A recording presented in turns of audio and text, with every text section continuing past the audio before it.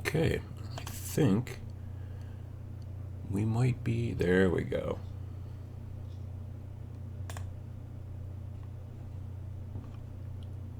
All right. I think we finally got it rolling. There we go. I'm glad when it works the first time. All right, I think I got everything set up, and we're all good. Good morning. We're back on track. We're back into our regular every other Sunday, schedule, which is good. As I explained last time, if the schedule had gotten off, it would mess with when I'm at Gen Con, because at Gen Con I'm not going to want to do a show. I'm going to want to have the shows before and after Gen Con, because while I'm at Gen Con, I'm sure the internet's going to stink.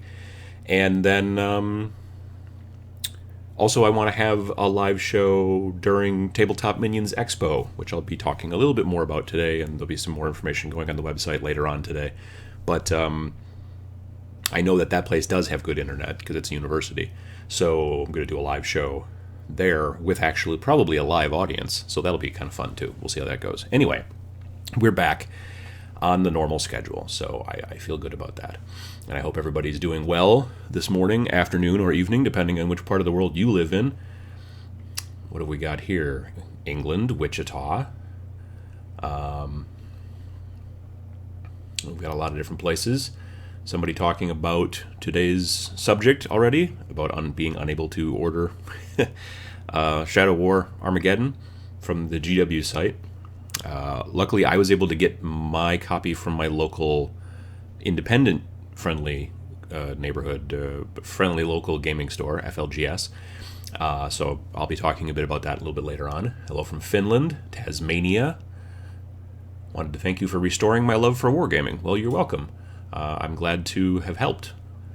China, Glasgow, East Sussex, Germany, Italy, Sweden, Norfolk. What else have we got? Poland, Quebec, France, Denver, Peru, Germany, Dallas, Louisiana, Mexico, Milwaukee. What else have we got here? Argentina. Christopher Rudolph says bought the last copy of Shadow War Armageddon from his local game shop yesterday. My local game shop got 10 copies in because he was really originally only going to order a couple or something like that, and then I went to him, or maybe he was going to order 5. I went to him and I was probably 3 weeks ago, and I'm like, you may want to order more, just FYI. So he doubled his order, went up to 10, and he is glad to be able to do that. Sitting on a ship in the Baltic Sea, my internet doesn't stink. Well, that's kind of interesting. I don't know that I've ever done a live show to someone sitting on a ship in the Baltic. That's fun. Chicago, Cornwall, Wales, London, Alberta, Canada, west of Edmonton, Scotland, Kansas, Boston. It's very gray here today, but it's supposed to be up near 70 degrees Fahrenheit, so we'll take it because that means it's kind of spring, even though I think it's going to rain later on. So it's a little dark in here, but I've got some lights and stuff that are helping, hopefully. Fort Myers, Florida, South Yorkshire, Wolverhampton, that's a fun word. Beaver Dam, that's not too far away from me. Montreal, well, if it's Beaver Dam, Wisconsin, then it's not too far. There are probably other beaver dams, that's probably a good point. Anyone notice that if you build a 20-orc squad for Armageddon, you cannot have any equipment for anyone? Yeah, well, see, the trick is that, and I'm going to be showing you some of my original starting lists, because in the rules, they say you can have 3 to 10 figures. There are some that are modified. Genestealer Cults, 3 to 15, Grey Knights, 3 to 5, and I think Orc Scope, 3 to 20. But if you want to start out with, 1,000 points, you're not going to have anywhere near that number, that high number when you start out. So yeah. Hello from Calgary. Still don't have my copy. It's waiting for me at the GW store. Well, that's good. Good to hear it. Atlanta, Georgia, Switzerland. So basically I picked up my copy on Saturday and went home and read a bunch, and then came back to the shop later on because there were a bunch of other people that were also picking up. We kind of had like a get together of other people that were interested in the game and that were buying the game and were interested in playing the game. So talked to a bunch of people, talked about different ideas about what kind of stuff we were going to go with, what kind of armies and things like that. So we did a bunch of that yesterday. But after buying my stuff, coming home, looking at the instruction or the rules and stuff, and then going back to the shop, I went through my collection of painted stuff and figured out what things I could take out of the stuff that I already had done and painted for back when I used to play 40K and stuff like that, and what I could do and what kind of unpainted things I could also work towards and that kind of stuff. So yeah, let's see here. Girl Painting. Hello, Girl Painting. She says, I wonder if they will release the rulebook for Armageddon separately. They have said that they will. Now, whether it's going to be the digital version or a printed version, that is unclear. It will definitely be at least a digital version. Whether they will release a printed version, they haven't really said. So, yeah, we'll see how that goes. Is Shadow War a good way of getting back into GW games? I think so. I think I was going to say it's a lower barrier to entry than even Age of Sigmar, but you do need a good deal more terrain than Age of Sigmar. But again, you could, use whatever terrain you might already have for other games you play. Like if it's your first war game of any kind, it's still pretty good, but you're going to need to kind of come up with some terrain. Whereas with Age of Sigmar, you don't need nearly as much terrain. It's played on more of an open field sort of a situation. This, you need to, if you've seen any pictures or any bat reps or things like that, the guys at Mini Wargaming did a couple of good bat reps so far, or more than a couple actually. And so they've got a pretty dense board. So yeah. What else have we got here? I wish it will expand or something so you can get a real warband going with custom weapons and such. Of course, you can do that yourself. Absolutely. One of the guys I was talking to yesterday was like, well, I'm not sure about these missions because the book comes with like 6 different missions. And he's like, I'm not sure about these missions. And I said, well, there's no reason why we can't make our own scenarios and missions. Actually, I've been kicking around the idea of making... maybe over the next, I don't know, however many months, coming up with maybe 4 or 6 missions for Shadow War and then releasing them as a free PDF on the Tabletop Minions website and, letting people know about them that way or something. Like if we can come up with stuff, we'll figure something out. But I'm kicking around that idea. Again, it's early. The game just finally hit shelves yesterday, but it's an idea. Is GW planning to make more Shadow War Armageddon boxes? I don't think so, because they're going to be selling the book and they're going to be selling the terrain separately. Although they may, like I said, they may be only selling the book digitally. I don't know. I mean, I don't feel like they will. I get the feeling, if the most recent White Dwarf is to be believed, the retail value of the the retail value of the 3 pieces of terrain, 3 sections of terrain that come in that box is $175, I think. 2 $50 kits and a $75 kit. But the box sells for $130. So they're kind of, I think, doing a bit of a loss leader. So I don't know if they'll do more or not, though. I just saw Matt said something. He posted a link to something. So hello to Matt. Moderator Matt is in the house, as it were. Talking about terrain, I was looking for some foldable buildings. Oh, shoot. Now it's starting to disappear here. I didn't pop out the chat. That's why it's not long enough. Let me do that. All right. If it ever catches up. There we go. Talking about terrain, I was looking for some foldable buildings, but I couldn't find any. I've heard hard time, and still going quickly. I have a hard time getting skirmish games running at friends' homes because of that. I know people that use MDF terrain and then just never glue it. You have to find the right terrain. There's some companies like Death Ray Designs, their terrain you really have to glue. Because of that, it doesn't look as much like MDF terrain. Some MDF terrain can have a very tab and slot sort of a thing, so it looks very just clipped together almost.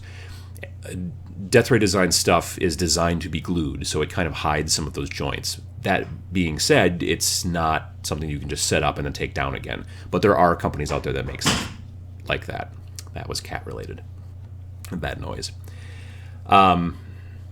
What else have we got here? I wish they did the pre-orders for the Armageddon terrain the same time as the main game. Going to wait an extra week to get it all painted at the same time with an airbrush. Yeah, I could see that too. I'm just going to use the terrain that came in the main box, and then all the rest of the stuff I'm going to use either older GW terrain, like ruined buildings and stuff that I've got, and I'm going to also mix in some Dead Zone the terrain, because I bought, when the original Dead Zone Kickstarter went up, I wasn't super interested in the game, but I was very interested in the terrain. But I was like, well, I'm not going to buy the game just for the terrain. That seems dumb. And then a couple weeks later, they all of a sudden, I think it was a couple weeks later, that they were like, oh, hey, we've got a new, Kickstarter level or whatever, and you can just buy the terrain. And they sent me a big honking box of it when I did that. So that was pretty cool. Did somebody just get their copy? The mailman just dropped off Shadow War here in Beaver Dam, Wisconsin, and I'm opening it now. Well, there you go, Tara. That's pretty cool. I think I'm going to be getting cat food delivered today by the Sunday mail, so I've got that going for me, which is nice. I think Shadow War is a great idea. It's allowing me to have fun again with orcs who don't fare well in normal 40k.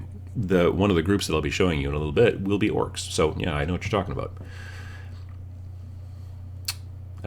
The place where I play is called Armageddon. Well, that's a coincidence, yeah. What is the best way to make fallen leaves for ground cover on bases? I know that there's a company that makes like a little punch, and you can punch out tiny little leaves. Other people will use tea, like make tea and then dry out the bag, and then use the tea as like fallen leaves after they take it out of the bag. That's also a possibility. So yeah. What else have we got here? Battle systems. It's not foldable, but you put it together and take off very easily.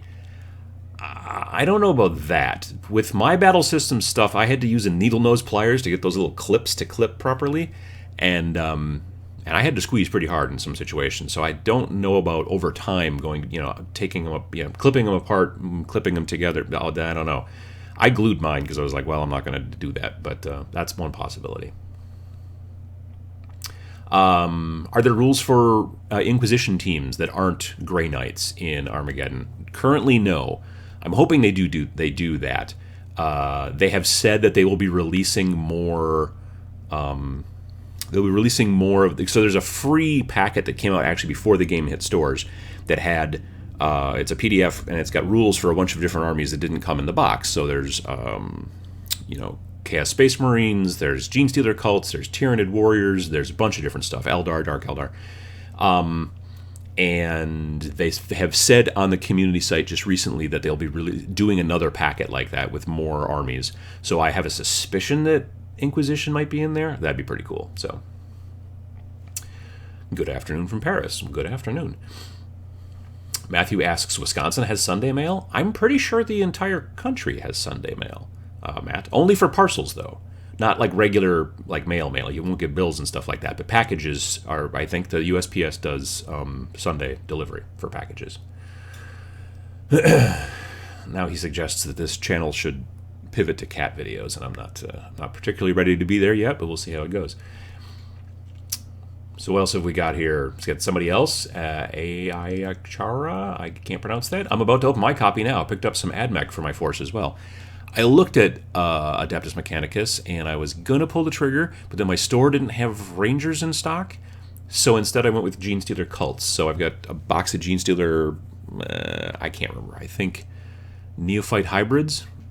I've got a box of Neophyte Hybrids in the basement that I'm going to have to start building on, but I've got other stuff to get cranking through, so yeah. Charles Fox says, for leaves, also look at Potpourri. That's also a good idea, I could see that.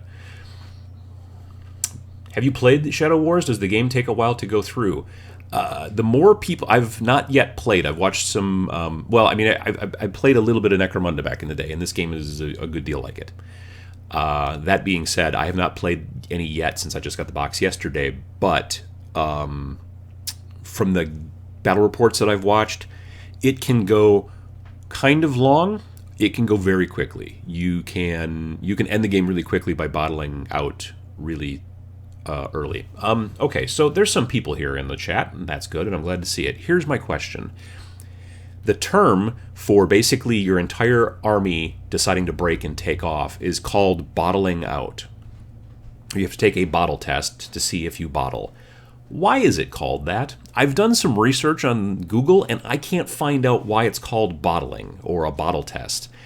Maybe it's an English thing, and I know there's a bunch of English people here, so if you guys could let me know what the heck bottle... I mean, I know what a bottle is. I don't know how it relates to your entire team's morale breaking and you running off the field. So I don't know where bottle test came from. Maybe I just missed it and everybody else knows, and that's why it's not even on Google, because it's just a given, but I can't figure out why it's called a bottle test. So if anybody could help me out, that'd be awesome. All right, let me see here. What else have we got? How do you think that it will be expanded? More terrain? Armageddon. I think that they'll expand... I don't know that they'll expand a... Have you noticed that cat's in the basket? It's over in the sunroom. Anyway, I don't know that they'll expand it with... I mean, they'll expand it possibly with more terrain, but that terrain will be multi-use. You'll be able to use it for whatever. Yeah, I don't know. So I'm not sure. It'd be great if they would expand it some. But because the figures are normal 40k figures, it's not like they're going to have to worry about that. They'd have to either come up with new missions or I'm not sure what, but something like that. That could be kind of cool. In English, bottling means legging it. It's a British term. If you bottle, you're... Okay, well, but why? Like chickening out, I can understand why chickening out is a word, because chickens are, easily frightened and they run away. I know it's meant to run. It's because of the bottleneck.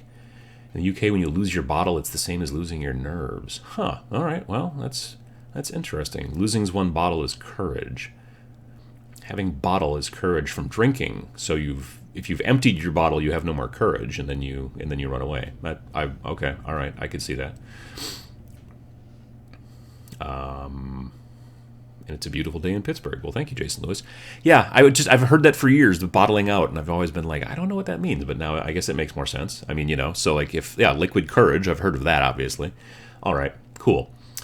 Peter Pan says, I'm really looking forward to painting the terrain for Armageddon. Orcs will have to wait. I'll just pick some from my already painted ones. Yeah, that's basically what I did. Though I will probably, like, my knob boss he's okay. I mean, I'd like to have him have maybe a better hand-to-hand weapon, so I might build the knob from the set that's in the box that's got the big power claw and call him Pinchy McGee or something like that. Gotcha. Let's see here. What else have we got out? Bottling is like when you bottle up all your emotion, in this case, courage. I'm getting a lot of other answers that are maybe related. We'll see how it goes. From all that I've read so far in Shadow War, I'm going to edit and make some house rules on it. A lot of people, I think, well, because it's not a game that you're going to go to tournaments to play, a lot of people do that anyway, generally. There's not going to be a lot of... Well, I mean, there may be some tournaments for Shadow War Armageddon, I don't know. But in general, people don't really do it as much with a game quite like this because it's a little bit more campaign-based. I know that the guys from Mini Wargaming are already house ruling. The way it works is if you finish a game, if you finish a game, you get 100 points to spend on your force. And if you spend a Prometheum cache or Prometheum charge or whatever it's called... if you do that, you spend that, you get another 100 points. Now you have 200 points. But there are plenty of combinations where you're like, I want to get this guy and this gun that are more than 200 points. So you couldn't buy them. So my thought process is that, well, the way that they're doing it is they're saying, okay, you don't have to. You can bank it for one turn. So you could get your 100 points, pay a Prometheum cache, get 200 points, and then next turn, or next round, you could then spend 300 points, which would be your next 100 plus the 200 you banked from before, and then you could buy stuff with that. But you can do that once. You can't do it every round or whatever. You can't build up a whole bunch of points. So that's, I think, a smart idea because it is seeming a little limiting to some. But again, that's house rules. Some people like it, some people don't. Let me see here. It's a beautiful day here as well in British Columbia, Canada. David Moffat says, I just want the kit for the red templates. The red templates are sort of cool. Although I do still like the bright green ones from back in the day as well. I think I got the bright green ones 5th edition? 5th or 6th? 5th, I think. James says, I've not decided on terrain color. Steel with rust or copper with oxidization? Ooh, that's a good question. I haven't decided on mine. Like, they were definitely into the real kind of, orangey yellow with the rust on it. I'm definitely going to put rust on it. You want that to be rusty. But yeah, I haven't quite decided either.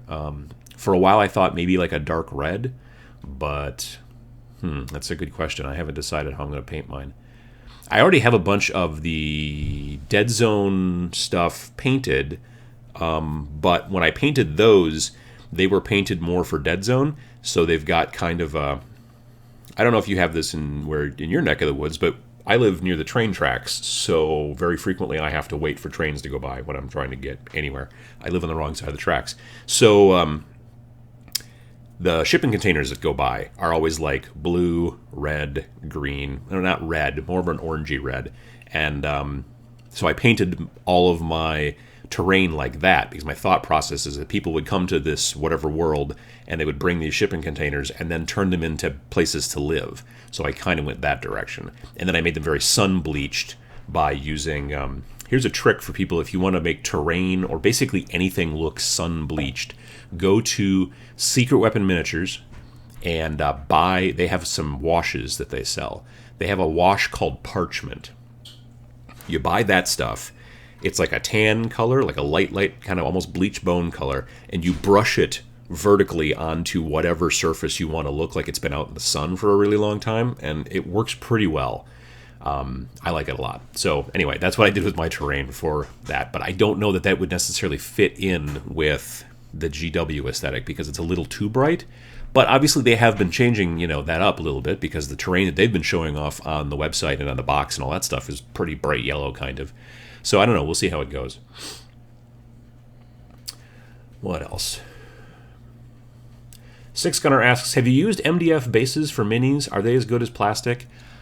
I'm a fancy lad, and I don't like my bases to have straight edges. I like the kind of beveled sort of sides. That's the only reason I've not done it. Everything else about using MDF bases seems great. They're super crazy cheap. They're durable. But I like my bases to have that kind of, sort of angled sort of sides to them.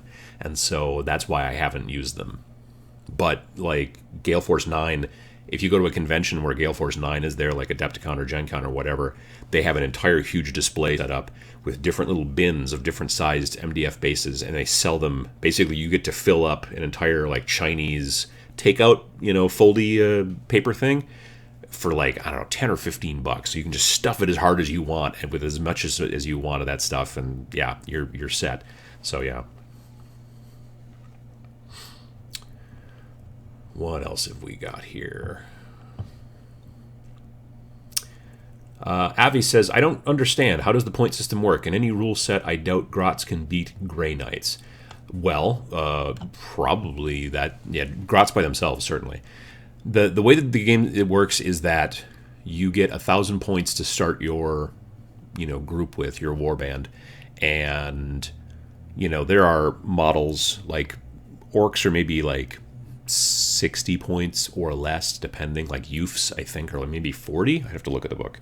But Grey Knights are about 250 or more. So with Grey Knights, I watched a battle where they, I think it was Cork from Mini Wargaming did some Grey Knight stuff, and his initial 1,000-point list was 3 models. Now, Grey Knights have a limitation built into their rules where they can only have 3 to 5 models as it is. So that's you're not going to get a lot. Whereas orcs can go up to 20. You could talk about weight of fire and that kind of stuff and figure it out, I guess from there. But in theory, they should be sort of like on a one-on-one situation. No, obviously not. But yeah, definitely. Smith Jones says, I got my copy of Shadow War. Well, that's good to hear. Ben says, can one play Shadow War with the current army rules and the original Necromunda rules? That's a good question. I have no idea. I don't know if the points would match up very well. You could give it a try. I mean, the current the original Necromunda rules are not very different from the Shadow War rules. There's a video, I want to say again, I keep going back. They've done a lot of stuff about, Shadow War Armageddon over at Mini Wargaming. They got a copy early, so they were able to kind of get a good, head start on it. But they did a comparison video where they compared Necromunda rules to Armageddon rules. So you may want to take a look at that and see. I haven't watched it. But you may want to take a look at that and see what kind of differences there are between the two systems.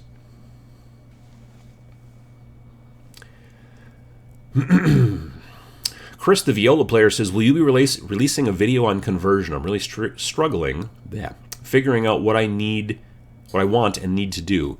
Yeah, conversion, maybe more kit bashing. That's at least my current plan. Conversion maybe a bit down the road a bit more, but kit bashing is more along the lines of, I'm going to put these legs on this guy, or I'm going to, kit bashing originally was more done by modelers who were deciding to put, like, the turrets and guns from battleships onto, like, tanks to make them look different, space tanks and things like that. It's when you take a bunch of different models and you kind of model kits and you sort of stick them together in different ways or bash them together. In our kind of realm, kit bashing, you can do that with vehicles as well, but a lot of times it's just like I have a box of Frostgrave Barbarians who look a lot like, not like Conan the Barbarian, but more like the people from the Game of Thrones, the Wildlings, I guess. And I want to use those for post-apocalyptic stuff, so I'm not going to give them swords and bows. Instead, I'm going to give them AK-47s and helmets once in a while. But they'll still kind of, have that big kind of fluffy, furry kind of coat thing. And that's more kit bashing, which I'm going to talk a little bit about coming up soon. As far as actual conversions, I took a class on converting at Adepticon this year, which was really good. Probably one of the best seminars I've taken at Adepticon. It was with a guy named Raphael from Massive Voodoo. Massive Voodoo is a website you can go to learn more about painting, but it's more for people. I'm not saying it's not for beginners, but it's not completely for beginners. It's much more for people who are like way further ahead. There's a lot of tutorials in there for people who are like at Sam's level and things like that. It's not so much with the smaller group, the people who are beginners. So anyway, it was a really good class, the conversion class. I really enjoyed it. And yeah. What else have we got? Do you think there will be any vehicles or walker type models for Shadow Wars Armageddon? I'm kind of hoping not, honestly. I really don't think that vehicles should be in that. I mean, like, I don't know. I don't think that they would really bring, what do you call them? The dreadnoughts and stuff like that or whatever. I don't think that you'd bring those. Maybe down the road, but that would be about it. I don't think that, maybe killer cans, stuff like that, potentially. But I get the feeling they're aiming a lot more towards skirmish because they want it to be a bit more of a starter type kind of game. What else have we got? Hello from Pittsburgh. I really hate Games Workshop for making so few sets.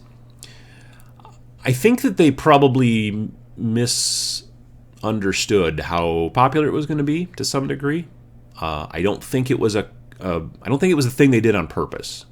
I could be wrong, but I don't think it was a thing that they were like, well, we're only going to make this many sets so that people get angry. I mean, why would a business do that? It doesn't make sense. There's some people will say, well, they do that because then people talk about it a lot. It's like free marketing. I'm like, yeah, but it's free bad marketing. Now, some people will say that there's no such thing as bad PR or bad, and I don't believe that to be true. So, yeah, I don't know. I just don't know that they planned on so many people being that excited about it. Because, I mean, really, like, yeah, I don't know. That's a good question. I'm not sure exactly why. But like I said, the thing is that if you want to play, you still can certainly play with, once they release the rule book, if they really wanted some goodwill, honestly, if they really wanted some goodwill, they would release the rule book, not the entire rule book, not the fluff and the painting guide stuff kind of, but just the main rules as a PDF, not an ebook, not a fancy, enhanced kind of a thing. They would put that stuff available online for purchase. but they would just release a PDF of the straight rules and put that out there for free, I think that would probably give them a lot of goodwill and probably sell a bunch of kits, because people would be like, great, now I've got the rules, which I didn't have to pay for, and now I'm going to go buy some kits so that I have the type of army that I want to play. I doubt that they'll do that, but we'll see. Like I said, if they released the PDF of just the rules, a simple, normal PDF, and then they could release the enhanced, fancy version like they do with all their Codex, releases and things like that, put that stuff on the Google Play Store, iBooks, whatever, that would be the way to go, I think. But I don't run their stuff, so it'd be hard to say.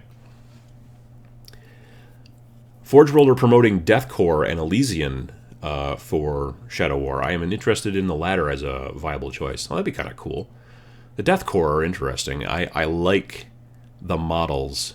One of the things that's interesting about Death Corps to me is that they're not heroic scale. Like if you put a Death Corps Krieg guy next to an Imperial Guardsman, the Imperial Guardsman looks like a big fat guy, kind of, but mostly just in the wrists and the ankles and the legs and the head. Death Corps guys look more proportional, which is interesting. I don't quite know why they do it. Maybe they do it to make them look skinny because they're the Death Corps, and the Krieg, the planet they're on, is evidently not super hospitable. So there's probably not a lot of fat guys on that planet, is my point. So I don't know. It's hard to say. Adam Strange says, kind of wanted to ask this here. I think I know the route I will take, but I'm starting a battle board. It's started for Mordheim, but what's a good base for dual Mordheim Necro to where the terrain can be swapped? A lot of people like to start with MDF. If you want to make it... The thing about both of these games, Mordheim in that situation and also this, Shadow War / Necromunda, is that you want the ground to be pretty flat.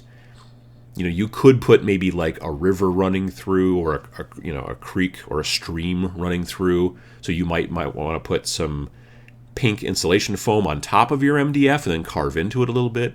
But the thing is that the more rough the surface is, the more bumpy or whatever, the harder it is for you to put buildings on it. And both of these games, both Mordheim, which is an older game from Games Workshop, for those of you that don't know, it's a fantasy game, kind of like Necromunda was. But sci-fi was Necromunda, and Shadow War. They're all about buildings and kind of three-dimensional battles and stuff like that. So if you make the ground very uneven, it's difficult to put buildings on it. So I'd tell you to get a piece of MDF at your local do-it-yourself store, hardware store, whatever, like a 3-foot by 3-foot, and then maybe texture it, that kind of stuff. I'm going to be mainly just using, honestly, mats, like roll-up mats with the stuff printed on it, because that generally looks a lot nicer. There are other games where there's not going to be as many buildings. Like, I'm going to eventually one of these days build a post-apocalyptic, like a 3x3 board that's going to have like a dried-up river bed kind of running through it and some other kind of screwy stuff like that. And you won't put nearly as much terrain on it as you do in a game like Shadow War or Mordheim.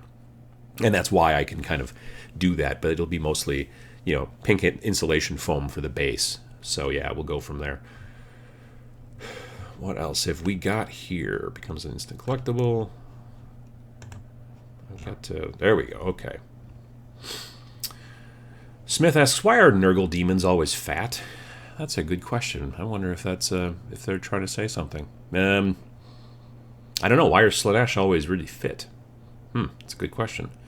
Adam, do you think Games Workshop will come out with a totally new races for the 8th edition? No, probably not. They may come out with a new race. I haven't heard anything to that. I suppose it's a possibility they might, but they're at a point right now where they've got a lot of races as is, so I don't know if they're going to drop anything new. We'll see, though. Who knows when 8th is going to come out? The thought is probably summer, but so I'll be like a year off. I was telling people to mark my words that last summer it was going to come out, so I am wrong. I also just discovered that the Dugout app for Blood Bowl is an incomplete Death Zone book and not the complete set as they promoted. I had to buy the book to have the complete rule set. Well, that's weird. I haven't really messed with the Blood Bowl app. I do own the Death Zone book, but I haven't really messed with the app yet. The talk is the rumors that are going around is that 8th edition is going to be much more app-based and really not much in the way of codices. So I don't know if that's going to be true or not, but maybe. We'll see.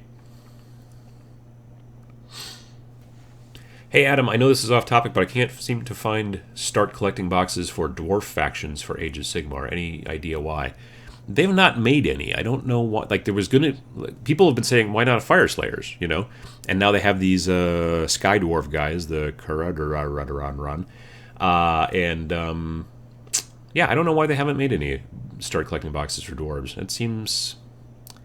Maybe they've got a problem with dwarves. I don't know. What else have we got? I hope they fix Tyranids, says Jake. A friend of mine's going to be running for Shadow War. He's going to be running Tyranid Warriors, and he's a bit concerned that they're potentially underpowered. But I think he can only run 3 to 6. Yeah, they're big, you know, they're multi-wound and all that stuff, but we'll see how it goes. I find it interesting that the Shadow War Kill Team boxes include the specialists. Yeah, so well, I don't know if they're boxes per se. I haven't seen one in a store yet, but I've been seeing on the website that they're selling these, like, oh, well, if you want to build, a Shadow War team, here's a kit. We'll have all the parts for you, and that's great. But it's maybe a little overkill. Like, there's more guys in there than you might need. Some of them are as little as $105, but some of them are up into $170, which I thought was kind of surprising. I think the point of the game, at least in my mind, is to not have to do that. So. Yeah, I don't know. It'll be interesting to see. Like, there are certain. If you look on the website, the GW website, they do have a bunch of lists to them. So I don't know. We'll see how that goes. What else have we got here? 8th Ed War Scrolls, yes, says VJ Morph. Yeah, I think that a lot of people would be kind of happy with that. I'm not going to lie. Hey, Adam, with Games Workshop making more games in boxes and reviving the older specialist games like Blood Bowl, Necromunda, and Spirit, and tentatively Epic, do you think we'll ever see a Gorka Morka re-release? I know some people that would be very happy if we would. I don't know that they would. That's difficult. I don't know if they would make a boxed game that was just about one faction for the most part, because Gorka Morka was pretty much just about orcs. They might. I don't know. It'd be interesting to see. I did just come across a video recently online where there's another old specialist game which was called Man of War. There's a video game for it now that's like just about to come out, like version 1.0. It's evidently in open beta maybe, or I don't know, early release, so you've got to buy it, but it's still not finished yet or whatever. But yeah, it's called something like Man of War Corsairs, and you get to actually, rather than just being like playing the game where you're like, oh, I'm going to move these boats over here, you're actually on the boat and steering and shooting broadsides and all that kind of jazz and boarding actions. I'm like, well, that's sort of interesting. I may look into that. I don't know. I don't really play a lot of PC games much these days, so we'll see how that goes. But yeah. What else have we got? Any Tyranid Warriors that did really well until I just fought a Terminator? Well, Terminators are tough, just in general. Terminators are very tough in this rule set because a normal Terminator in 40k has like a 2-up armor save. The Terminators in Shadow War have a 3-up armor save, but it's a 3-up on 2d6, not 1d6. So basically, you don't get the armor save as long as if you roll Snake Eyes. Now, admittedly, there are plenty of weapons in this game that will change. So, like, kind of like in Age of Sigmar, they don't call it rend in this, but it's the same type of thing. In Age of Sigmar, when you hit somebody, let's say you have a weapon that has -2 rend, that means you subtract 2 from their roll when they do their saving throw, which means that basically they need a higher number. So if they needed a 4-up, now they need a 6-up, okay? Well, in this situation, there are guns in this game that are -7 rend, but they call it something else, armor modifier, I think. So against a Terminator, a -7, he needed, basically a 3 on 2d6. Now he needs a 10 or a 9 on 2d6. No, a 10 in that situation. So, yeah, 10 on a 2d6 is a totally different story. But against regular small arms fire that doesn't maybe really get much more than a -1 or a -2 tops, they're pretty tough. So, yeah. Ryan, I know I am late. Adam, what did you say about the balance of Shadow War? I don't know a lot about the balance. Like, we haven't played any games yet. Just got it yesterday. So I don't know. I haven't heard anything where people are like, oh, these guys are totally overpowered. There are people who say that kind of stuff from time to time, but they're the kind of people that just that's all they're interested in. I don't, frankly, super care because I'm not super competitive. I haven't heard anything that these guys are overpowered totally or underpowered totally. I basically just like, well, I want to move my guys around the board and have some fun and stuff like that. So I don't know. I haven't heard. There's probably people out there who do say that there's stuff going on in there. Definitely. What else have we got? Gangs of Camorra. That was a box set. Yeah, that's a good point. Gangs of Camorra was pretty much just about Dark Eldar, I think. So that was a box set. It's a pretty small box set. I don't know, like Gorka Morka, you're going to need big vehicles to keep... Because the thing about Gorka Morka was, you had these big trucks driving around, and these orcs were shooting each other and crashing into each other and stuff like that. But the game was designed unlike any other 40k game. Like, when you have a Rhino, a Space Marine Rhino, you're supposed to be able to fit 10 Space Marines in there. If you tried to fit actually 10 Space Marines in their way, not happening. With Gorka Morka, guys had to be able to balance and stay on the truck you were driving. And if they fell off during the game, they just fell off. You know, like if you were moving the truck and then a guy fell off, one of your orcs, he died or whatever. He was off the truck. So it was very WYSIWYG as far as that's concerned. So they would have to make these vehicles kind of large, I think. I don't know. It's interesting. It'd be kind of cool to see. Do you think the 2d6 Terminator save is going to carry over to 8th? Someone brought up that this will slow down the game a lot. This is the situation, in my opinion. A lot of people are like, oh, well, they've just decided to make 2nd edition rules be the new 8th edition rules. It seems kind of weird to do such a thing. It makes total sense for Shadow War. Totally. It doesn't make a lot of sense for... It doesn't make a lot of sense for regular, army-sized 8th edition, because that's exactly it. It would slow the game down immensely. When you have 50, 60, 70 guys on the board, plus vehicles and all that jazz, if we went back to 2nd edition type rules, it wouldn't work. It makes, like I said, it totally makes sense for this game, and they have said that they're going to be making some changes that are going to be along the same lines, but if it was just like, hey, guess what, we're just going to tweak 2nd edition a little bit and make it the new 8th edition, I don't think that would work, just because the armies that people are playing now, 1850, 2,000 points, it would take you all day, from sunup to sundown, probably, to play a game that size. So, yeah. What else have we got here? Terminator saves on a 2d6, I think, was the original when save modifiers were there, and invulnerable saves did not exist. Yeah, that's kind of where that originally came from. VJ Morph says a lot of the Armageddon rules are lining up with the rumored or even confirmed 8th edition 40k rules. Like I said, some of them have, yeah, because they even talked on Wednesday night at Adepticon. I wasn't there yet. I didn't get there till Thursday morning, but they did a kind of an announcement sort of press thing, and they talked a little bit about 8th, and they did say that some of the stuff from 2nd, like I think some modifiers and things like that, armor modifiers, some of that stuff was coming back into 8th edition. Like I said, it seems unlikely they're just going to take 2nd edition and call it 8th and be good, but I could see bringing back some of the pieces that make sense. Some of the pieces where it may fix some of the problems, you know what I mean? And I don't even know a ton about the problems of 40k. People who play competitively can tell you a lot more about that, not me. But I do know that there are problems, because I hear a lot of people talking about it. So hopefully they can pull some of that stuff and make it a little bit better. We will see.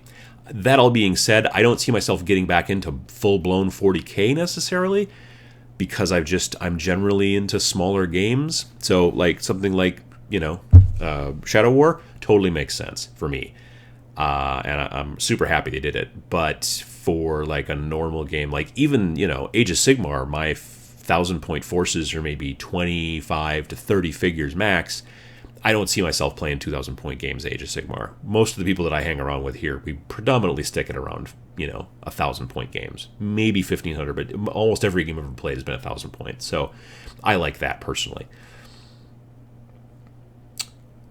What else have we got? Do you think that GW will bring back Epic? The talk is that yes. I think they've changed the name, or they've used maybe the original name, something Titanicus or some junk like that. Evidently that's in the cards, but I don't know they haven't said really when the plan is for that kind of stuff, so we'll see how that goes. Trainia says, also, should vehicles in Gorka Morka be extremely moddable if Games Workshop remakes the game? Yeah, I think so. I think that if they were to make the game, the concept of moddable vehicles especially in something that seems orcish or potentially post-apocalyptic, it super makes sense to me. Our friend here, Matt, he is his company. They Hyacinth Games. They make a game called Wreck Age, which is post-apocalyptic, post-collapse skirmish battles. And they've got a Kickstarter going up right now, and there are moddable, like, kind of, post-apocalyptic vehicles. Sometimes they're trucks, they're resin and metal parts, but they're, completely modular in the way you can put them together, so yours won't look like, your buddies. And I think that would be a very smart thing for Games Workshop to do as well. And with just the nature of orcs, it totally makes sense. I mean, how many times have you been at your local game store or at a tournament or whatever and seen looted vehicles that the orcs have decided to start driving, and it's a Land Raider with a bunch of extra pieces of junk stuck to it, and boom, now it's an orc truck or whatever, you know what I mean? So it totally makes sense for orcs if they were to do Gorkamorka to make the vehicles very modular and very modifiable. It would make perfect sense. Because people would buy them and use them in regular 40k games too. That's also the trick. Most of the games that Games Workshop has been cranking out, the boxed games, a lot of people are buying them not to play the box game, but because they want the models for their normal stuff. Now, in this game, that's not necessarily the case. There are people that are buying the game maybe just for the terrain, and they don't care about the rest of it. Almost no one is probably buying Shadow War Armageddon because they want more scouts. That's probably not the case. Nor orc boys either. But, we'll see how it goes. What else have we got? Games Workshop isn't bringing back Epic, but a box game of epic scale called Titan Combat. Yeah, I don't think it's Epic per se, but it's something else kind of in that vein, from what I understand.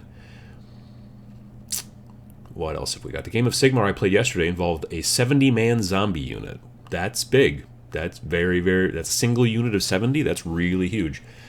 I would probably never go with a unit bigger than 30. Like, my Death Army, I'm going to have units of 20 for skeletons, and then someday I might have a unit of 30, but that would be the biggest I'd ever go, and it seems a little gross, frankly, to me, but, there you go. Adeptus Titanicus is on the way. Seen the prototype models at Warhammer World. Yep, that's I think, the game about that. Opportunity Soaps are the actual rules for Shadow War available anywhere. Not currently, but they have said that Games Workshop will be releasing them. I'm sure it will be a digital version. Whether or not they'll be selling a print version or not, I'm not sure. Adam, what do you think about the Rise of the Primarch box set, and who is your favorite of the three?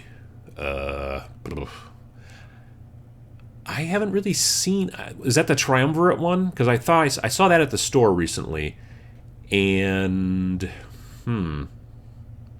I'm not a big fan of the Robot, what's his name there, Robot Guliman, whatever. I'm not a big fan of that model. It just doesn't quite, I don't know why.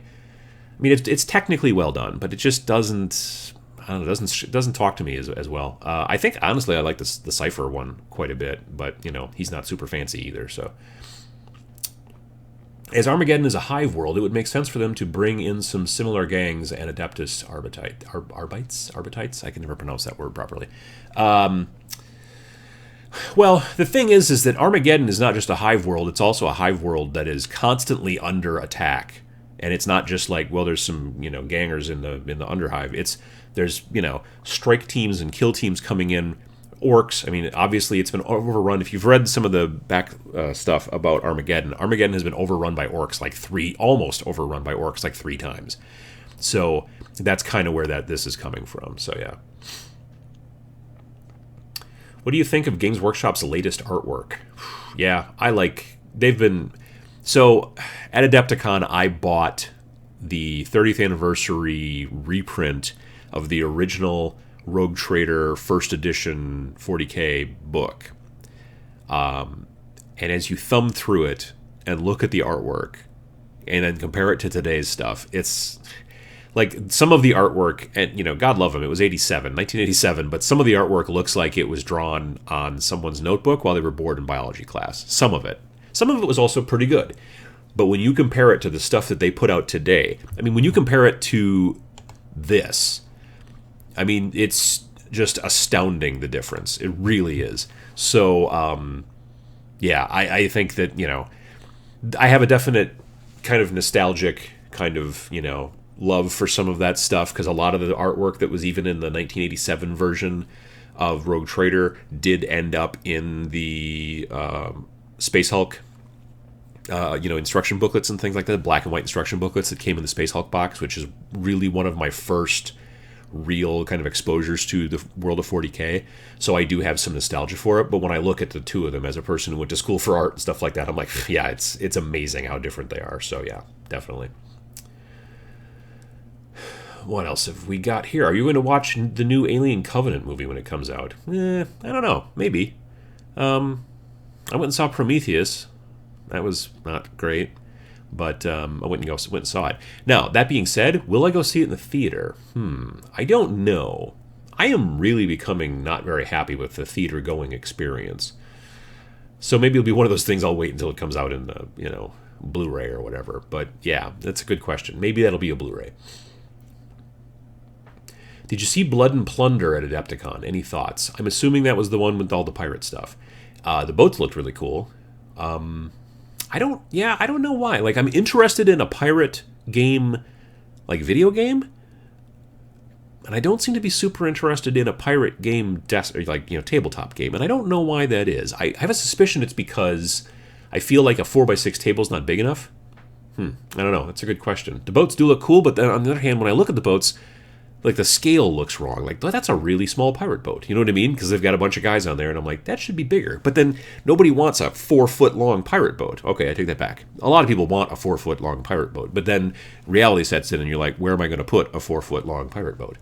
I just asked myself that same question, and I started thinking about it. But I'm not going to. But so my point is that the scale seems a little screwy. But I did not play the rules or did get a demo in, sadly. So yeah, that's a bummer. All right.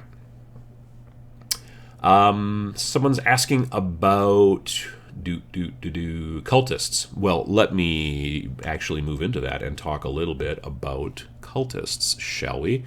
So, here are two armies. I'm in the way of one of them. But these are two armies that I've already got set aside, ready to go for Shadow War Armageddon. I've got Orcs over here, and I've got a Chaos Space Marine list over here. My Chaos Space Marine list has got... And these guys are Mark of Nurgle. So this is my aspiring champion. You can tell because he's wearing a loincloth. And he has what I'm calling a power sword, even though it doesn't glow like a power sword. But he's Nurgle, so, they don't have a lot of glow going on there. So I've got an aspiring champion with a bolter and a power sword. I have my gunners, which are basically two dudes with plasma guns. This is a very old... Let's see if we can get focus in here. This is a very old plasma gunner. You can tell he's old because his plasma gun is made of wood, which seems like a terrible idea, but that's the old metal, maybe 2nd edition 40K. The wooden plasma gunner, which, again, just from what we know of plasma guns, seems like a terrible idea. That all being said, I'm really actually interested in plasma guns in Shadow War because they're not nearly as explodey as they are in normal 40K. So...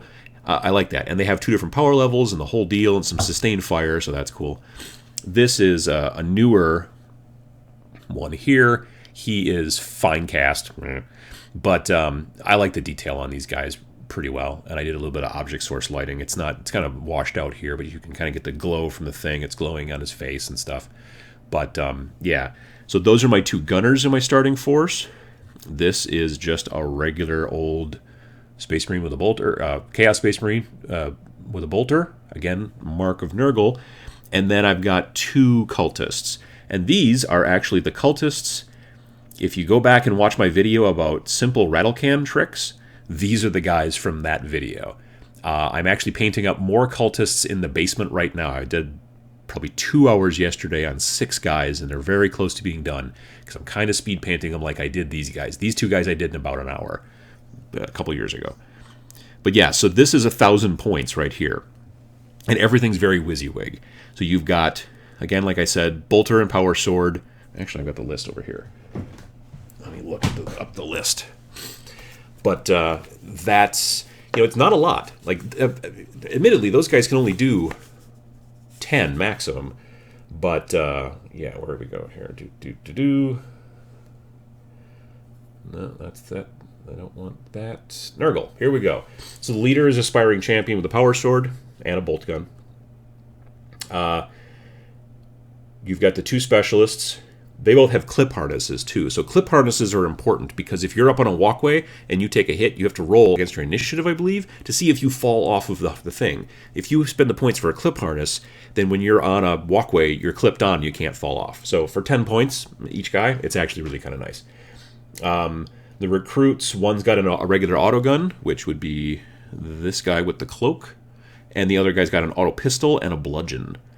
So, yeah, I tried to keep him about as WYSIWYG as I could. And then one of my first upgrades after I start playing a campaign with these guys is I'm going to give them Blake grenades, because Blake grenades are pretty cool. What else have we got? Then I go to the orcs. So, orcs. All right. So, let me set this over here for now. The orcs, I'm going to scooch these guys over here, get them a little out of the way so you can see the orcs. The orcs are actually, they were given to me. They are a gift from a friend of mine, a good friend of mine named Eric Jome, and he painted them up. They were a 400-point combat patrol list that he painted up for a tournament one time. One of the last times he played a miniatures game, and he really did not enjoy himself very much. So he said, I'm not going to be playing this game anymore. I want to give you these orcs. And I said, but you should sell them on eBay or something. You don't need to get them. He's like, no, I want you to have them. And I'm like, all right. So I appreciate that. So I've been sitting on them for a while, and now they're going to be my Shadow War Armageddon force. So we've got, who's the first guy? Where is he? Here. So let me get my hand on it. There we go. So this is my boss knob, and again, very WYSIWYG. He's got a big choppa, and he's got a slugga. So slugga, for those of you that don't know, slugga means a pistol, basically, and a shooter is more like a bolt gun. These guys are the specialists. I have two of these guys, and they have big shooters, which is not a heavy bolter, but it's getting in that direction. So I've got two of those guys. Those are my gunner specialists, otherwise known as spanner boys or spanna boys or something like that. And then I have four just regular boys. I have no youths, which are the recruits. These are all troopers. And they have also the sluggas, which are the pistols, and then they have buzz choppas or something like that. I'll look it up. But the buzz choppas are... Here. I'm trying to grab my iPad here. So yeah, the boss knob has a buzz choppa. Sorry, he also has a buzz choppa, a slugga, and he has stick bombs. And then the troopers, there's four of them, which are basically boys with buzz choppas and sluggas. And then the specialists, one's a spanner boy with a big shooter, the other one is a spanner boy with a big shooter and a clip harness. I did not have enough points to give both of them clip harnesses, so that will be, after the first, living through the first game, then there will be clip harness probably added on to the other one, and that's 1,000 points. Both of those lists are exactly dead on 1,000 points. So you can see this is not a ton of figures, though I can take up to 20 orcs in my group. At 1,000 points, you're not starting with 20 orcs. And same with these guys, these Chaos dudes, especially when you're talking about actual guys in power armor, Space Marine guys, that's a lot of points. And so a group, 1,000 points, and it's just 6 people, and 2 of them are cultists who are, not great.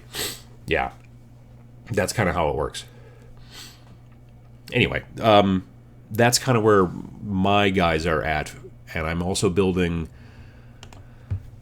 I've got Necrons I'm working on. I've got Space Marine Scouts I'm working on. There was another army. I forget what there's another army that I'm also looking at doing too.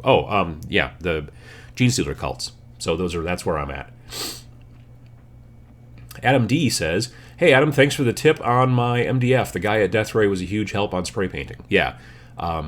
Austin's very smart about that stuff. I mean, Death Ray Designs makes great stuff, and he's also very smart at how you paint it and how you want to use a spray filler primer to kind of seal the MDF, because normally if you just paint directly onto the MDF with like airbrush paint or whatever, it will soak in, and then you'll have to add layer after layer after layer. If you first spray it with a filler primer, then you don't have to add as many layers, so that's helpful.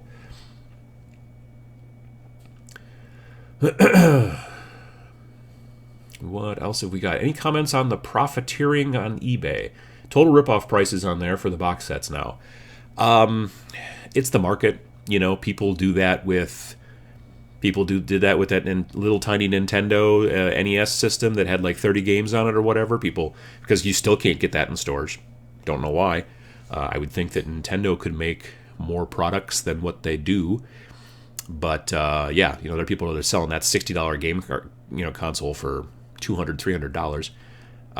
The Nintendo Switch, exact same thing. If you want to buy a Nintendo Switch now, you have to go to eBay and pay 4 times the price or something crazy like that.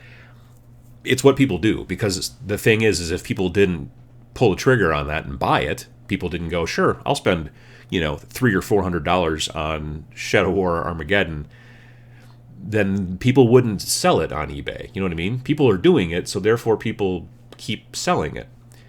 It's sort of silly because they've already announced that, like, if you really, really just want the terrain, they've already announced they're going to sell the terrain separately. Just have a little bit of patience. You know what I mean?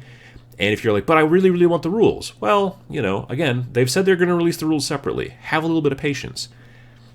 If I really want to buy a Nintendo Switch at some point, I may have to wait till next year when they eventually make some more, but then I can buy them at normal retail price and not get gouged on eBay. That's just the way it works. So it's still a deal, as all of the terrain separately is $175. I agree. It is. It's a good deal. But, they did that too with the terrain that they made. They made those kind of trenches. They were a couple of years back, more than a couple of years back. They made this entire line of trenches, and they still sell them now separately. But it was a single box, and it was like that kind of trench stuff that you put was modular. You put together, had a whole bunch of dead guardsmen stuck to the outside of the trenches. They sold for like $160 a box of all of it, and they did that limited edition. And then later on, you could buy all the parts. But if you bought all the parts separately, it cost more. That's kind of a thing that they do sometimes. So I think that this is maybe that, and the fact that they didn't realize how big it was going to be. I think that's where it went from. So, Todd Harris, can you use 30K Marines in Armageddon? Well, you can't really use regular Space Marines. You can use Chaos Marines. So if you wanted to for that, yeah. But like the normal Space Marine list is all scouts, not actual power armor, unless, well, I'm trying to remember if one of the special operatives can be in power armor. I know one of the special operatives can be in Terminator armor, I think. So, yeah, I'm not sure. That's a good question. Hi from Dublin, by the way. I love the live sessions. Well, I appreciate it. Thank you very much. The amount you can use to rearm recruit is intentional. There's a skill in the Gorilla Tree that also gives you extra points. The only faction that I really have trouble with is the Grey Knights. I can understand that as far as the in-between missions.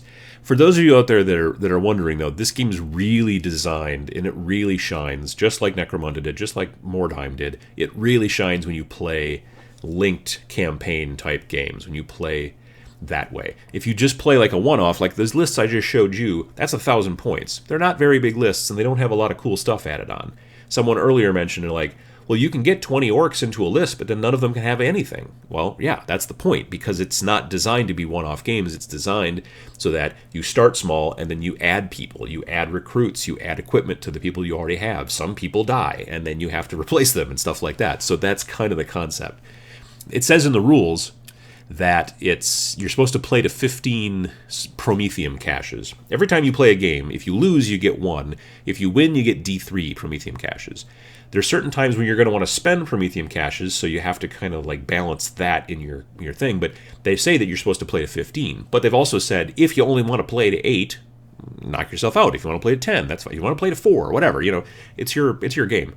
But that's kind of where they started, when they're 15's a good thing. But that would be a pretty long campaign, especially if you're spending Prometheum caches to bring in special operatives or to get extra points, to expand your guys. So, yeah, I think it's interesting.